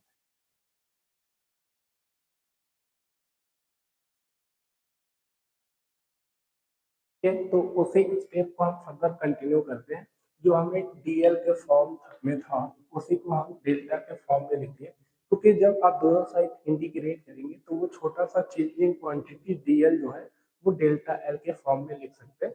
तो हम उसी इक्वेशन को मॉडिफाई करके इस तरह से लिखते हैं। यहाँ पे यही काम आपको याद रखना है, जो हम डेरिवेशन किए हैं वो एक डेरिवेशन का पार्ट है, वो क्वेश्चन का पार्ट नहीं है, वो आपको सिखाने के लिए किए हैं। ये चीज आपको लिखना आना चाहिए। देखिए कैसे था कि density is equal to mass upon volume होता है, density is equal to mass upon volume में पाई आर स्क्वायर एल होता है। तो इसमें आपको लिखने आना चाहिए क्योंकि यहाँ परसेंटेज एरर कैलकुलेट करते समय कभी भी निगेटिव नहीं होता है, तो इसको न्यूमरेटर में रहने देंगे। ये आर स्क्वायर लॉग लेते हैं तो 2r हो जाएगा, और इसको लॉग एल लिखेंगे, और यहाँ पे ऐसे अगर डिफ्रेंशिएट करेंगे तो dm/m, फिर dr/r, dl/l, यानी कि ऊपर जो है हमें चेंज इन क्वांटिटी मिलेगा और डिनोमिनेटर में हमें ओरिजिनल क्वांटिटी मिलेगा, और ये जितने टाइम में पावर होगा उतना ही यहाँ पे मल्टीप्लाई होगा। यानी कि अगर एल क्यूब होता फॉर्मूले में तो यहाँ पे हम 3 डेल्टा L/L लिखते, ठीक है। ऐसे याद करते हैं, ये हमारे लिए इम्पोर्टेंट है, सीधे ये फॉर्मूला देख के लिखने आना चाहिए। तो हमें जो कैलकुलेट करना था परसेंटेज एरर इन डेंसिटी, वो बेसिकली ये चीज है। डेल्टा रो बाई रो की मतलब, रो का मतलब होता है कि fractional change in density, but into 100 करने का मतलब percentage error of this quantity, change in quantity, वही हमें कैलकुलेट करना है। उसे अगर कैलकुलेट करना है तो ये सारे वैल्यू दे रखा है वहां पे, ओरिजिनल वैल्यू है, और ये चेंज इन क्वांटिटी मतलब कितना वो चेंज हो सकता है वो है। एक एक करके अगर हम वैल्यू को पुट करते हैं तो लिखेंगे सबसे पहले डेल्टा एम की वैल्यू 0.03, 0.003 अपन ओरिजिनल मास कितना 0.60, और प्लस करेंगे 2 इंटू डेल्टा आर की वैल्यू 0.01 अपन में आर की वैल्यू कितना 0.50, प्लस में डेल्टा एल की वैल्यू 0.05, और अपन में ओरिजिनल वैल्यू 10.00 लिखेंगे, ठीक है। अगर इसे आप सिंप्लीफाई करना चाहते हैं तो इसको 1000 से ऊपर नीचे मल्टीप्लाई करिए, 1000 से ऊपर नीचे, और इसको 100 से। तो यहाँ पे हम delta rho by rho, delta rho by rho is equal to लिख सकते हैं हम 3/6 इंटू 100, ठीक है। अगर इसे हम 1000 से मल्टीप्लाई करते हैं तो 2 इंटू ऊपर लिखेंगे कितना, ऊपर लिखेंगे 10, और अपन में 5 इंटू 100, प्लस में ऊपर हम 5 लिखेंगे और नीचे जो है 10 इंटू 100 लिखेंगे। ऐसा लिखने से हमें यहाँ से डिनोमिनेटर में से 100 कॉमन आ जाएगा, और वो 100 इधर मल्टीप्लाई करेंगे तो हमें रिक्वायर्ड फॉर्मूले के अकॉर्डिंग हमें वैल्यू मिल जाएगा।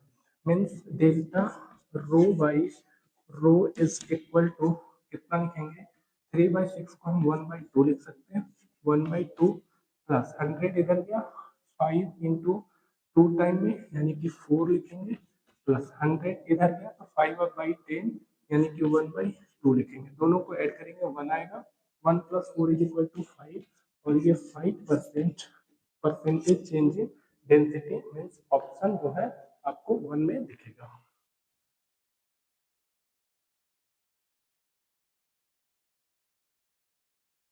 Now the question number 16 that is appearing on your display is basically from alternating current chapter, in which RLC circuit network is given and the condition is basically resonance.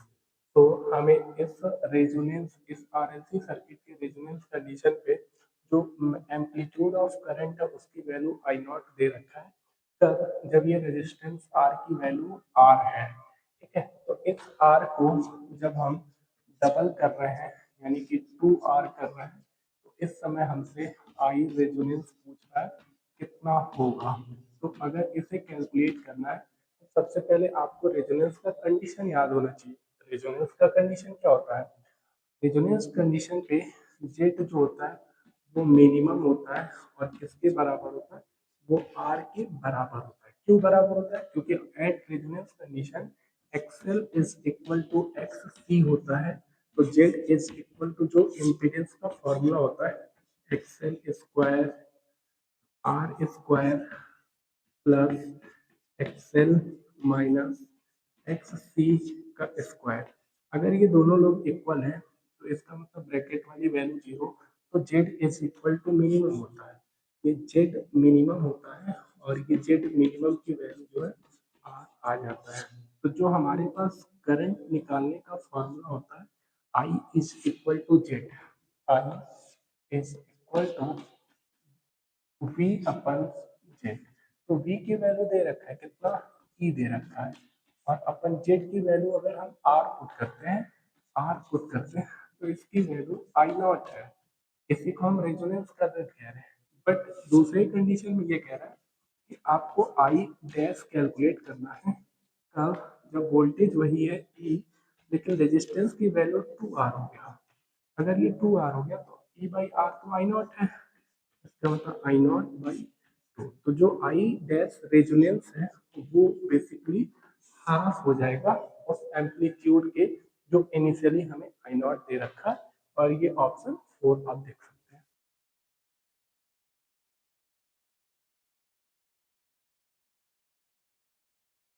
इस question number 17 is from projectile motion, और इस problem में हमें दे रखा है कि एक particle है जिसके पास मास 100 ग्राम यानी कि 0.1 kg है, उसको हम प्रोजेक्ट कर रहे हैं कितने 20 मीटर पर सेकंड से हॉरिजॉन्टल के 60 डिग्री एंगल पे।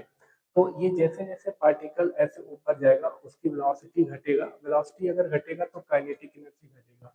मैक्सिमम हाइट अटेन करने के बाद फिर इसकी वेलोसिटी बढ़ने लगेगी और फिर इसका मतलब कि काइनेटिक एनर्जी बढ़ने लगेगा।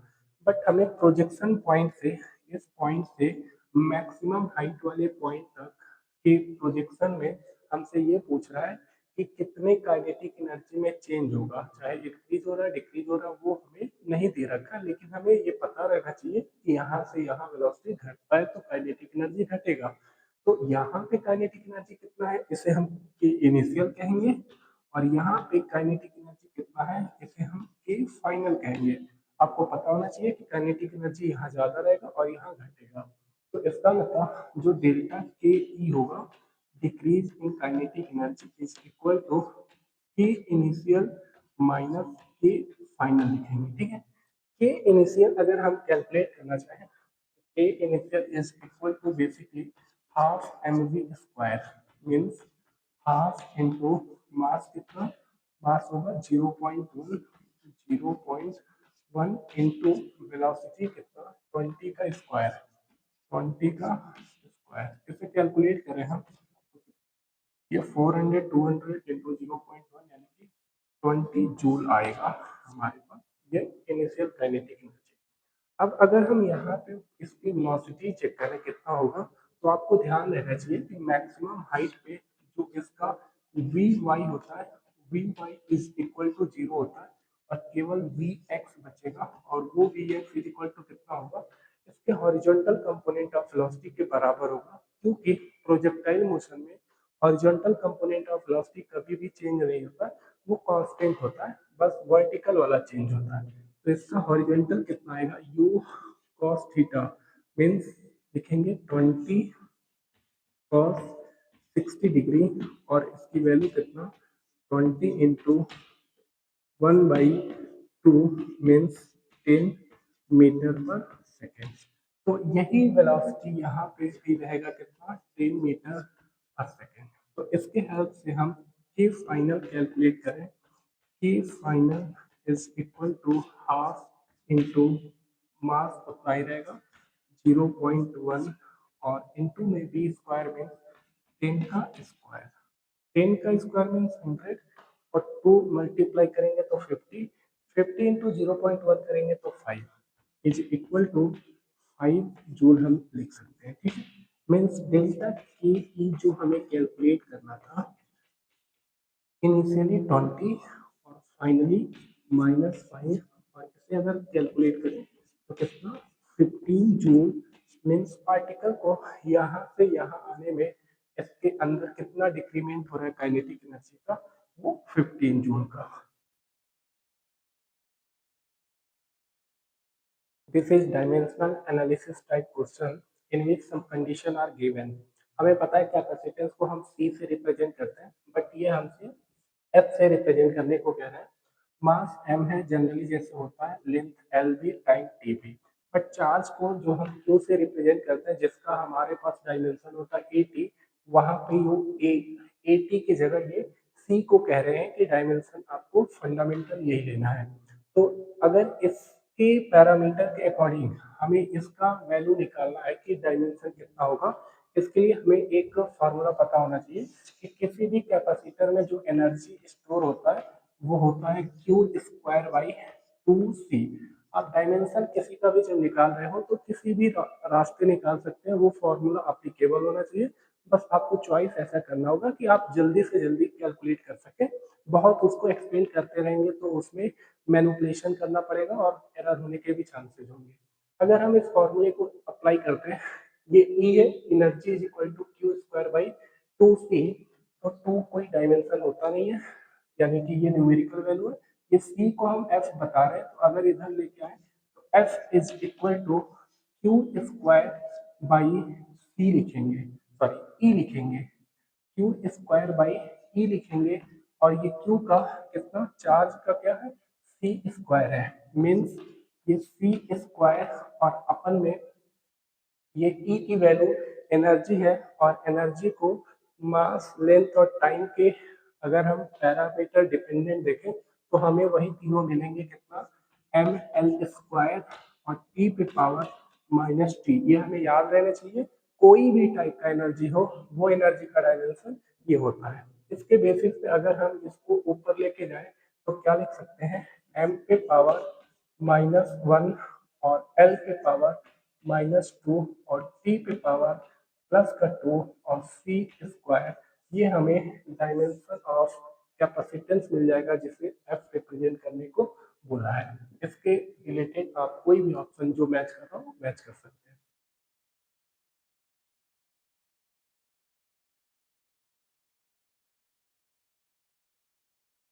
The question that is appearing on your screen is basically from kinetic theory of gases, in which we have given that gamma 1 is equal to Cp by Cv and gamma 2 is this. Basically ये जो gamma होता है वो एक poisons ratio होता है, जो ratio of specific heat of gas at constant pressure to the specific heat of gas at constant volume। तो ये दो कंडीशन पे हमें गामा 1 गामा 2 दे रखा है। एक बार जब गैसेज रिजिड है, दूसरे बार में वो रिजिड नहीं है, यानी कि वाइब्रेशनल। होता क्या है कि अगर हमारे पास कोई गैसेज है, वो गैसेज के पास जो मॉलिक्यूल है वो मॉलिक्यूल के पास एटम होंगे और वो एटम आपस में बॉन्डेड होंगे। ये जब एक जगह से दूसरे जगह ट्रेवल करते हैं तो उनके पास काइनेटिक एनर्जी होता है। अगर ये मॉलिक्यूल रिजिड होगा तो रिजिड होने से ये दोनों एटम अपनी जगह पे रहेंगे, केवल ये बॉन्ड जो है इस तरह से कहीं पे भी वो इधर उधर मूव करेंगे तो काइनेटिक एनर्जी लेके चलेंगे। बट अगर ये रिजिड नहीं होगा तो वो वाइब्रेशनल एनर्जी एक एक्टिवेट हो जाता है। हाई टेम्परेचर पे, बहुत हाई टेम्परेचर पे ये लोग इधर उधर तो ऐसे मूव कर रहे होंगे काइनेटिक एनर्जी लेके, लेकिन ये एटम भी ऐसे वाइब्रेशन करते हैं। अगर ये वाइब्रेशन इस तरह से करते हैं तो इनका एक और डिग्री ऑफ फ्रीडम एक्टिवेट हो जाता है, वाइब्रेशनल डिग्री ऑफ फ्रीडम। तो इनके अंदर काइनेटिक एनर्जी दूसरे तरीके से और बढ़ जाता है at high temperature, very high temperature. तो हमें ये जो degree of freedom for diatomic है, दोनों में डायटोमिक ले रहे हैं, लेकिन एक बार रिजिड और दूसरी बार में वाइब्रेशनल। तो जो रिजिड के पास होगा, यानी कि जिधर वो ट्रेवल कर सकते हैं मॉलिक्यूल, वो तो वाइब्रेशनल वाला भी ट्रेवल करेगा। बट ये वाइब्रेशनल वाला मॉलिक्यूल जो है वो एक्स्ट्रा एनर्जी यानी कि डिग्री ऑफ फ्रीडम बियर करता है, इसलिए हमें इसका डिग्री ऑफ फ्रीडम ज्यादा मिलेगा in comparison with rigid molecule के। ठीक है, तो अगर ऐसा है तो गामा का फॉर्मूला जो होता है, गामा इज इक्वल टू होता है Cp बाई सी वी। ठीक है, इस Cp को हम लिख सकते हैं F+2 अपन में F, ऐसे लिख सकते हैं। ये Cv की वैल्यू F लिख सकते हैं, Cp की वैल्यू F+2। ये आपको kinetic theory of gases chapter में सिखाया जाता है, क्यों उसका रीजन अभी नहीं दे सकते, सीधे हमें क्वेश्चन सॉल्व करना है। तो अगर हम ये कहें कि इसको सिंप्लीफाई करते हैं तो इसको लिख सकते हैं कितना, 1+2/f लिख सकते हैं। इसको हम दो पार्ट में डिवाइड कर दे रहे हैं। एक जो है, एक हमारे पास गामा 1 तक जब रिजिड है, ठीक है, रिजिड वाले के लिए गामा 1 है, वाइब्रेशनल के लिए गामा 2 है। तो गामा 1 इज इक्वल टू लिखेंगे कितना, 1+2/f लिखेंगे। ठीक है, और गामा 2 इज इक्वल टू लिखेंगे कितना, 1+2/f2 लिखेंगे। ठीक है, अगर इसे हम F1 बोल रहे हैं और इसे हम F2 बोल रहे हैं तो कौन छोटा है, F1 जो है छोटा है। अगर F1 छोटा है तो ये डिनोमिनेटर में है, इसका मतलब ये वैल्यू जो है ज़्यादा आएगा इन कंपेरिजन विद इससे। तो इससे हमें गामा वन जो है वो ग्रेटर देन गामा टू मिलेगा, और ये आप जो है ऑप्शन थ्री को मैच कर सकते हैं। Gamma two is greater than gamma one, option four eliminate हो जाएगा।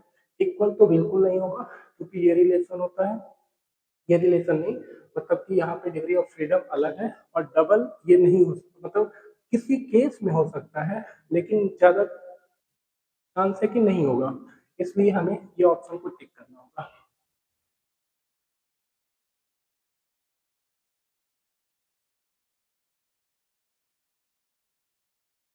This question number 20 is from circular motion chapter, और इसमें जो है ये वर्टिकल सर्कुलर मोशन प्रॉब्लम है। तो इसमें हमें दे रखा है कि एक बॉल को जिसके पास मास 100 ग्राम है उसको हम 10 मीटर पर सेकेंड से ऐसी वेलोसिटी दे रहे हैं, तो ये ऐसे वर्टिकल प्लेन में ये सर्कुलर मोशन करेगा। तो जैसे जैसे ये ऊपर जाएगा ये पार्टिकल का वेलोसिटी जो है वो कम होता जाएगा। अगर कम होता जाएगा तो यहाँ पे वेलोसिटी कुछ कम होगा और यहाँ पे वेलोसिटी कुछ और होगा। तो इस पॉइंट बी पे और पॉइंट सी पे आपको काइनेटिक एनर्जी कैलकुलेट करके रेशियो बताना है K B at K C, यानी कि kinetic energy at B point और kinetic energy at C point. Basically यहाँ पे हम मैकेनिकल एनर्जी कंजर्वेशन अप्लाई करेंगे, और उसके लिए आपको ये चीज़ें आपको टेक्निक याद रहना चाहिए हमेशा कि जब भी आपको पोटेंशियल एनर्जी इन्वॉल्व होता है जहाँ पे, वहाँ पे हमें रेफरेंस लेना होता है।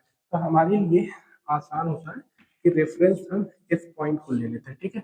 अगर इस पॉइंट को हम रेफरेंस लेते हैं तो इस रेफरेंस से जितनी हाइट पे जाएंगे वो हमारे लिए पोटेंशियल एनर्जी का हाइट होगा।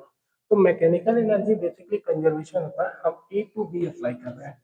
मैकेनिकल एनर्जी कंजर्वेशन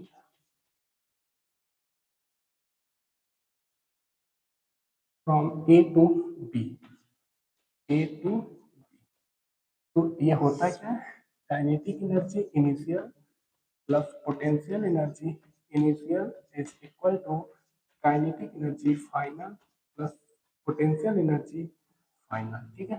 तो सबसे पहले अगर पार्टिकल यहाँ पे तो इसके पास काइनेटिक एनर्जी कितना, इस मास को हम 100 ग्राम की जगह 0.1 kg लिख सकते हैं, ठीक है। तो यहाँ पे पुट करें हाफ इंटू एम इंटू और वी स्क्वायर, वी कितना 10 का स्क्वायर, मास कितना 0.1, 0.1 इंटू और 10 का square plus initial potential energy.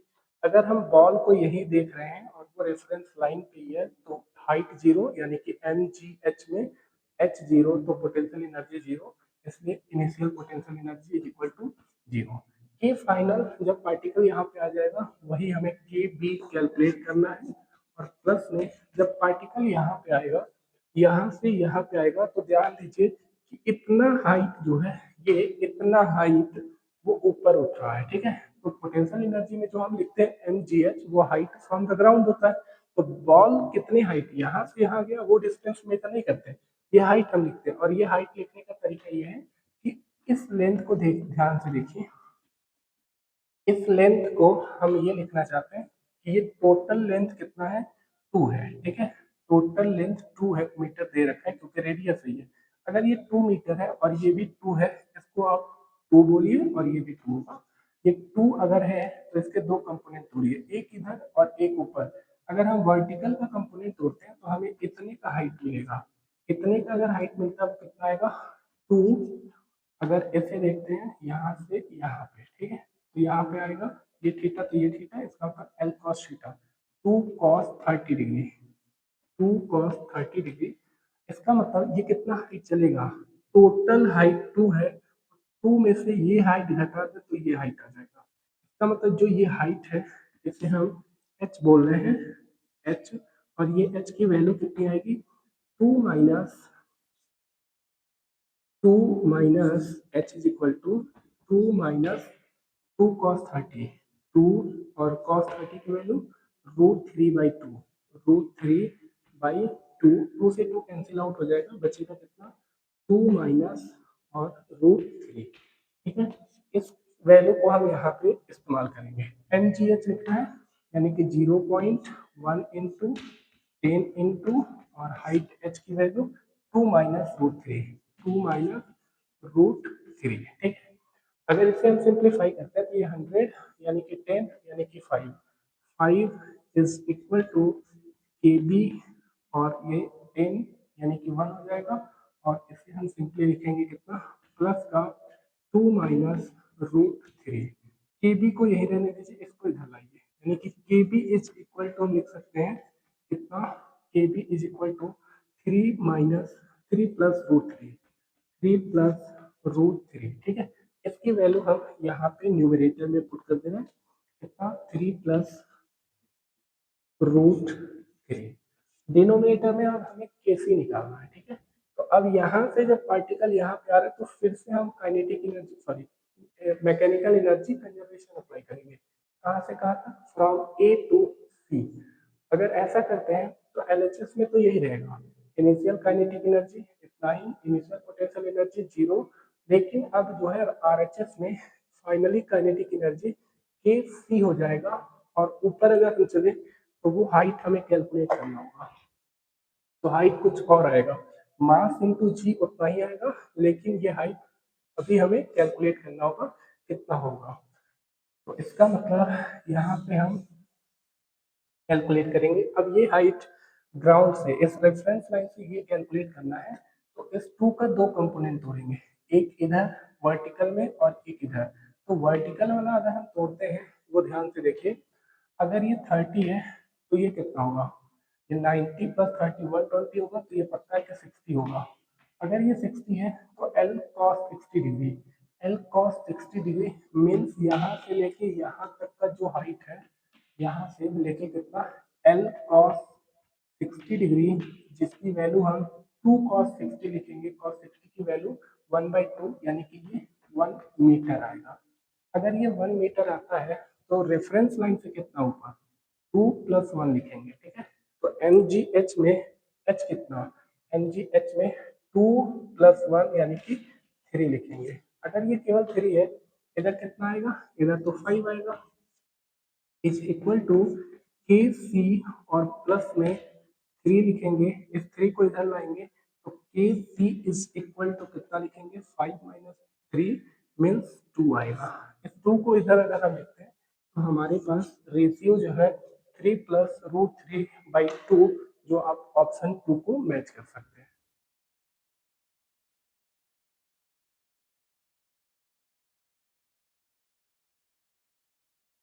This is question number 21 that belongs to chapter electrostatic, और यहाँ पे कंबाइंड प्रॉब्लम है, बेसिकली मैग्नेटिक फील्ड भी है। हमें दे रखा है कि मैग्नेटिक फील्ड और इलेक्ट्रिक फील्ड क्रॉस्ड है। क्रॉस्ड का मतलब वो दोनों लोग आपस में परपेंडिकुलर है, और एक चार्ज पार्टिकल को अनडिफ्लेक्टेड बताया जा रहा है। तो अगर ये मूव कर रहा है कांस्टेंट वेलोसिटी v से, जो दे रखा है इतना, वो अनडिफ्लेक्टेड होने का मतलब ये है कि कभी भी मैग्नेटिक फील्ड और इलेक्ट्रिक फील्ड दोनों कंबाइंड अगर रीजन है, उसमें अगर चार्ज जो है ट्रेवल कर रहा है कांस्टेंट वेलोसिटी से, मीन्स उसके ऊपर नेट फोर्स 0 है। अगर नेट फोर्स 0 है तो ये तभी हो सकता है कि उस चार्ज पार्टिकल के ऊपर लगने वाला electrostatic force due to electric field और magnetic field due to magnetic force due to magnetic field, वो दोनों इक्वल और अपोजिट डायरेक्शन में हो। तो हमने ये जो डायग्राम बनाया, डायग्राम दे नहीं रखा है, ये आपको खुद कंसीडर करना है कि किस सिचुएशन में कैसे यहाँ पे पॉसिबल है कि इलेक्ट्रिक फील्ड, मैग्नेटिक फील्ड और वेलोसिटी को हम कैसे सिचुएशन में रखें ताकि उसके ऊपर नेट फोर्स 0 लगे। ऐसा सिचुएशन ये फिट इसलिए बैठ रहा है, ध्यान से देखिए, अगर ये प्रोटॉन है तो प्रोटॉन के ऊपर लगने वाला इलेक्ट्रोस्टैटिक फोर्स और उस इलेक्ट्रिक फील्ड के डायरेक्शन में लगता है, यानी कि इसके ऊपर एफ ई राइट साइड में लग रहा है, और ये अगर ऊपर की तरफ मूव करे और मैग्नेटिक फील्ड अंदर की तरफ है तो उसके ऊपर फोर्स लगता है Q B B sine theta, और फोर्स का डायरेक्शन जो होता है, मैग्नेटिक फोर्स का डायरेक्शन आप राइट हैंड थंब रूल से निकालते हैं, यानी कि वेलोसिटी ऐसे, मैग्नेटिक फील्ड अंदर तो इधर फोर्स लगेगा, तो एफ बी की डायरेक्शन जो है, एफ बी जो है वो लेफ्ट लग रहा है। अगर ये अनडिफ्लेक्टेड है तो हमें यहाँ से पता चल रहा है कि वो F E is equal to F B हमें मिलेगा। ठीक है, इस क्वेश्चन में बेसिकली हमसे ये दे रखा है, हमें ये दे रखा है कंडीशन कि जब इलेक्ट्रिक फील्ड को स्विच ऑफ कर दिया जा रहा है तो इसके पास प्रोटॉन जो है सर्कुलर मोशन करेगा, वो सर्कुलर मोशन का रेडियस 2 सेंटीमीटर का होगा, तो आपको बताना है कि इलेक्ट्रिक फील्ड कितना था, वो इतने टर्म में दे रखा है जहां पे x की वैल्यू आपको कैलकुलेट करना है। तो चलिए देखते हैं कैसे करेंगे। हमें एक कंडीशन पे ये मिल रहा है कि F is equal to F B होगा। एफ की वैल्यू होता है Q into E, Q into E, और एफ बी की वैल्यू होती है Q V B sine theta. तो थीटा क्या, वेलोसिटी और मैग्नेटिक फील्ड के बीच का डायरेक्शन। तो मैग्नेटिक फील्ड अंदर की तरफ और वेलोसिटी और डायरेक्शन, वेलोसिटी ऑफ प्रोटॉन जो है वो परपेंडिकुलर बोर्ड पे ही है, तो दोनों लोग आपस में परपेंडिकुलर होंगे। तो Q V B sine 90 degree लिखेंगे हम। ठीक है, तो यहाँ से क्यू कैंसिल आउट हो जाएगा, तो यहाँ से हम लिख सकते हैं कि E by B is equal to कितना, वी। ठीक है, दूसरी तरफ हमें ये दे रखा है कि जब इलेक्ट्रिक फील्ड को स्विच ऑफ कर रहा है तो उसके पास रेडियस आर इतना है, यानी कि मैग्नेटिक फील्ड में केवल जो particle, charge particle circular motion करता है, तो उस रेडियस का फॉर्मूला होता है R is equal to M V by Q B. यहाँ पे रेडियस अगर 2 सेंटीमीटर दे रखा है तो 2/100 मीटर रखते हैं। 2/100 metre is equal to mass of proton भी हमें दे रखा है, अभी रहने देते हैं, एम पी इंटू वेलोसिटी भी दे रखा है हमें, वो वेलोसिटी यहाँ पे ऐसे रहने देते हैं अपन क्यू इंटू वी।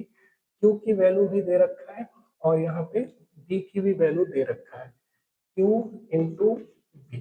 ठीक है, यहाँ से हमें कैलकुलेट बी, बेसिकली हमें कैलकुलेट करना है। ठीक है, बी की वैल्यू नहीं दे रखा है। बी अगर हम कैलकुलेट करते हैं, बी अगर हम कैलकुलेट कर लेते हैं तो बी की वैल्यू हम यहाँ पुट कर देंगे और यहाँ पुट करके हम क्या करेंगे, यहाँ से बी हमें दे रखा है, इलेक्ट्रिक फील्ड की वैल्यू हम कैलकुलेट कर लेंगे। ठीक है, तो इसको मैनिपुलेट कर सकते हैं किसी तरीके से।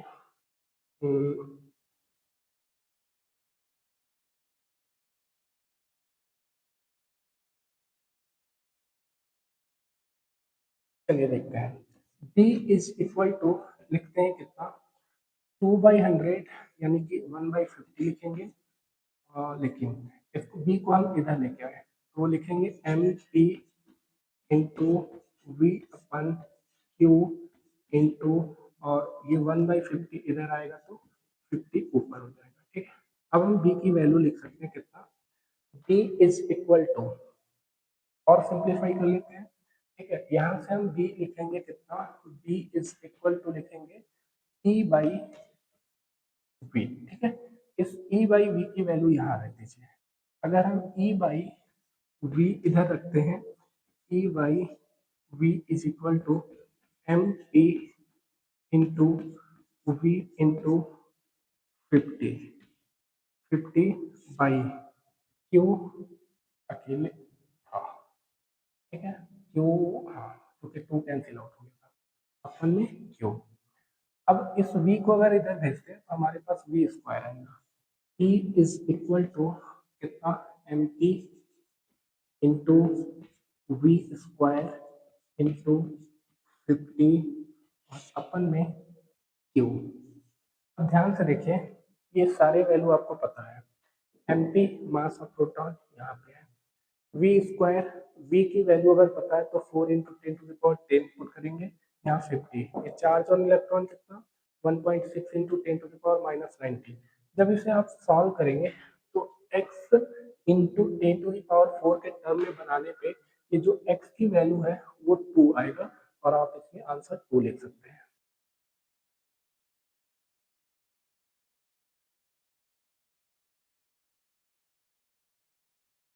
This is question number 22, that is numerical type question which belongs to chapter magnetic field, in which two infinite wire are given, जिसमें एक में 5 एम्पियर करंट फ्लो कर रहा है और दूसरे में 4 एम्पियर अपोजिट इन डायरेक्शन में। ये एक्स कंडक्टर, ये वाई कंडक्टर, दोनों के बीच में सेपरेशन 6 सेंटीमीटर दे रखा है, और वाई कंडक्टर से 4 सेंटीमीटर दूरी पे पॉइंट पी है। तो यहाँ पे हमें इन दोनों के वजह से नेट मैग्नेटिक फील्ड की वैल्यू बताना है, वो कुछ इतना आएगा।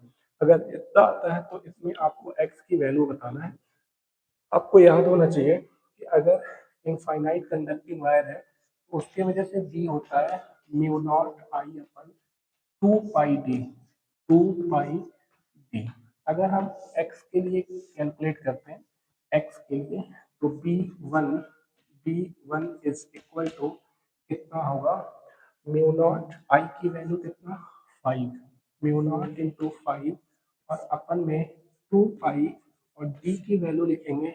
इससे ये कंडक्टर का डिस्टेंस कितना, 6 + 4 10 सेंटीमीटर, 10 बाई 100 मीटर लिखेंगे, क्योंकि SI यूनिट में हमें करना है। और अगर y कंडक्टर के लिए B2 कैलकुलेट करें, तो B2 इज इक्वल टू कितना, म्यू नॉट इंटू 4 अपन 2 पाई इंटू डी की वैल्यू कितना, इससे तो जस्ट 4 सेंटीमीटर अवे है, तो 4/100 लिखेंगे। बाकी सब चीज पता है आपको, म्यू नॉट की वैल्यू 4 पाई इंटू 10⁻⁷ गिवन है, अदरवाइज याद भी रहने चाहिए।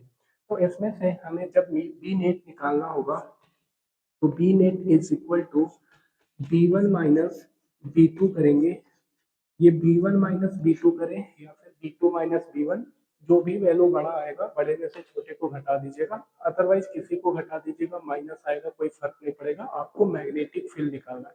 माइनस क्यों किए, क्योंकि डायरेक्शन ध्यान से देखिए, इसकी वजह से करंट का डायरेक्शन ये है, तो पॉइंट पी पे मैग्नेटिक फील्ड अंदर की तरफ है, और इसकी वजह से करंट अगर नीचे की तरफ जा रहा है, तो इसका मतलब हम जो है ये सारी उंगलियां बाहर की तरफ निकले, इसका तो इसकी वजह से बाहर की तरफ है, तो दोनों का डायरेक्शन अपोजिट है, इसलिए हमने माइनस कर दिया।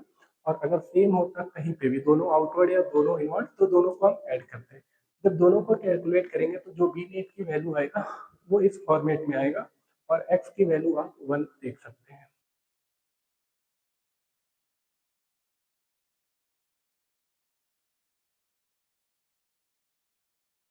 This question number 23 is also a numerical type problem. So in this question हमें दे रखा है कि एक कैपेसिटर है, पैरेलल प्लेट कैपेसिटर, जिसका एरिया 16 सेंटीमीटर स्क्वायर है। इस कैपेसिटर के थ्रू कभी भी किसी स्ट्रेंथ पे जो करंट फ्लो हो रहा है वो 6 एम्पियर फ्लो हो रहा है। आपको इलेक्ट्रोमैग्नेटिक चैप्टर में बताया जाता है कि दो तरह का करंट होता है, एक कंडक्शन करंट और एक डिस्प्लेसमेंट करंट। जो वायर में, जो कंडक्टर में करंट फ्लो करता है उसको हम कंडक्शन करंट कहते हैं, और ये करंट ऐसे कैपेसिटर के थ्रू उड़ करके हवा में दूसरे कंडक्टर में नहीं आता है।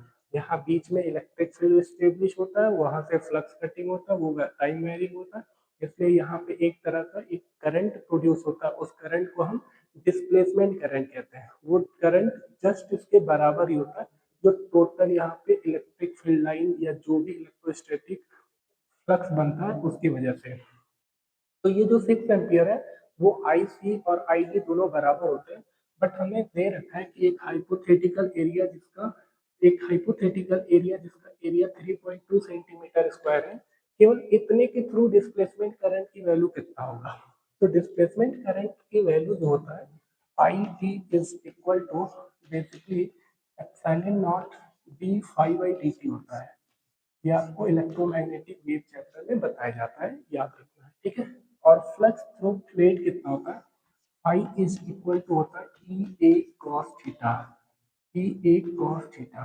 तो इसका मतलब हम यहाँ पे आई डी लिख सकते हैं, आई डी जो है वो डायरेक्टली प्रोपोर्शनल टू लिख सकते हैं हम, कितना, I D is equal to, I D is directly proportional to, हम एरिया लिख सकते हैं। क्यों, क्योंकि यहाँ पे electric field parallel plate capacitor के अंदर जो भी स्टेब्लिश होगा वो कांस्टेंट होगा, एप्सिलॉन नॉट कांस्टेंट है, और यहाँ cos थीटा तो हट जाएगा क्योंकि 0 डिग्री, बचेगा केवल एरिया, यानी कि जितना ज्यादा एरिया होगा उतना ही ज्यादा ये डिस्प्लेसमेंट करंट होगा। तो हाइपोथेटिकल एरिया कम तो आईडी की वैल्यू कम, ज्यादा तो आईडी की वैल्यू ज्यादा। अगर ये ऐसा है तो इसका मतलब हम इसको ऐसा कर रहे हैं कि आई डी जो होगा, आई D one displacement current one, जो टोटल प्लेट की वजह से है, तो इसकी वैल्यू हमें दे रखा है कितना, इसकी वैल्यू हम 6 एम्पियर जो कंडक्शन करंट है। बट अगर हमें आई डी टू की वैल्यू कैलकुलेट करना है तो हम इसी का इस्तेमाल करेंगे। क्या, यहाँ से हमें पता चल रहा है कि I D one upon I D two is equal to लिख सकते हैं A1/A2। क्योंकि डायरेक्टली प्रोपोर्शनल अगर बीच में जो भी कांस्टेंट है वो लोग एलिमिनेट हो जा रहे हैं। तो इसमें हमें ID2 की वैल्यू अगर कैलकुलेट करना है, ID2 इज इक्वल टू, तो लिख सकते हैं हम A2 by A1 into ID1। अगर ऐसा है तो ID1 की वैल्यू 6 एम्पियर और A2 by A1, A2 का ये छोटा वाला एरिया जिसकी वजह से हमें ID2 निकालना था वो A2 है और ये A1 है। यहाँ पे जब आप वैल्यू रखेंगे, ये ध्यान दीजिएगा 16 इंटू 10⁻⁻4 लिखेंगे, SI यूनिट में पुट करेंगे तो यहाँ पे हमारे पास जो भी वैल्यू आएगा कैलकुलेट करने पे वो आपको इतने फॉर्मेट में जो दिखेगा यहाँ पे एम्पियर में आएगा, तो आप कन्वर्ट करेंगे मिली एम्पियर में, तो यहाँ पे जो भी वैल्यू आपको दिखेगा वो 1200 दिखेगा और आप पुट कर सकते हैं।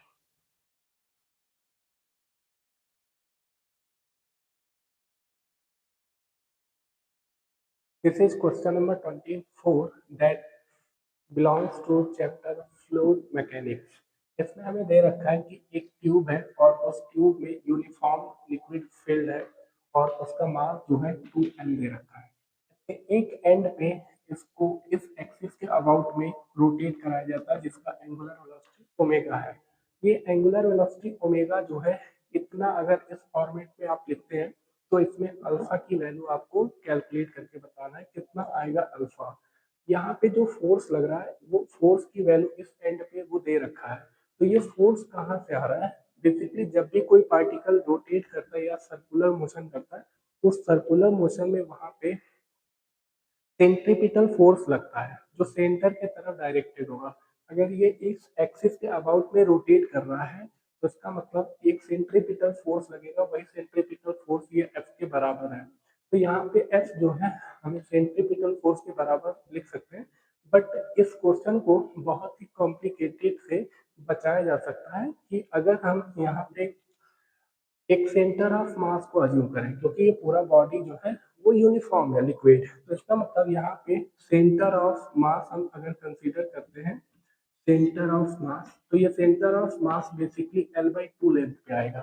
तो एक पार्टिकल बन जाएगा और वो पॉइंट मास अगर सर्कुलर मोशन कर रहा है तो सेंट्रीपिटल फोर्स का जो वैल्यू होता है, centripetal force is equal to, हमें सिखाया जाता है एक होता है mv²/r, mv²/r सर्कुलर मोशन में बताया जाता है, और एक ये दूसरा एंगुलर वेलोसिटी के टर्म में एम ओमेगा स्क्वायर आर लिखा जाता है। ठीक है, तो ये आर क्या है? जो पार्टिकल सर्कुलर मोशन करता है उसका सेंटर से रेडियस का डिस्टेंस। मास हमें पता है कितना, 2m, तो फोर्स इज इक्वल टू लिखेंगे कितना, 2m, ओमेगा की वैल्यू ओमेगा स्क्वायर रहने देंगे, और ये आर कितना, अगर ये पार्टिकल सर्कुलर मोशन कर रहा है तो इसका लेंथ L/2, यानी कि यहाँ पे हम L/2 लिखेंगे। ओमेगा को हम लिख सकते हैं कितना, 2f, 2 से 2 कैंसिल आउट हो जाएगा, यानी कि f बाई एल और इंटू एम अंडर रूट में एल इज इक्वल टू, अगर 1 मीटर है तो इसका मतलब ध्यान दीजिए कि अल्फा के जगह एल, एल के जगह 1 मीटर, यानी कि अल्फा इज इक्वल टू 1 आपका आंसर होगा।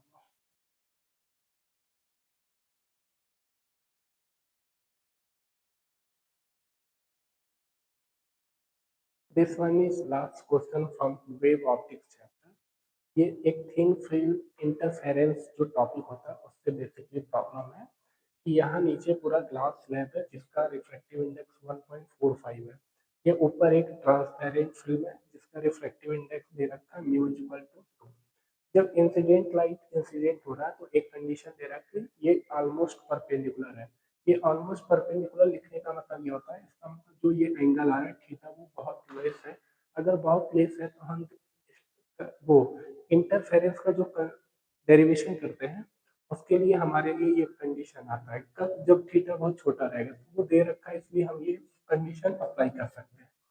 तो हमारे पास ये वेवलेंथ ऑफ ग्रीन लाइट इतना दे रखा है, हमसे पूछा है कि ये मिनिमम वैल्यू ऑफ थिकनेस कितना होगा ट्रांसपेरेंट फिल्म का, सो दैट यहाँ पे मैक्सिमम ट्रांसमिशन हो सके। तो ये कंडीशन अगर आप अप्लाई करते हैं तो इसमें बहुत सिंपल सा है, इस लैम्डा को इधर लेके आइए λ/2 को, तो आप लिख सकते हैं 2μt is equal to simply lambda 2 into mu की वैल्यू 2 दे रखा है, जो आपको यहाँ ट्रांसपेरेंट ग्लास का दे रखा है, और टी आपको कैलकुलेट करना है, लैम्डा की वैल्यू 550 नैनोमीटर दे रखा है।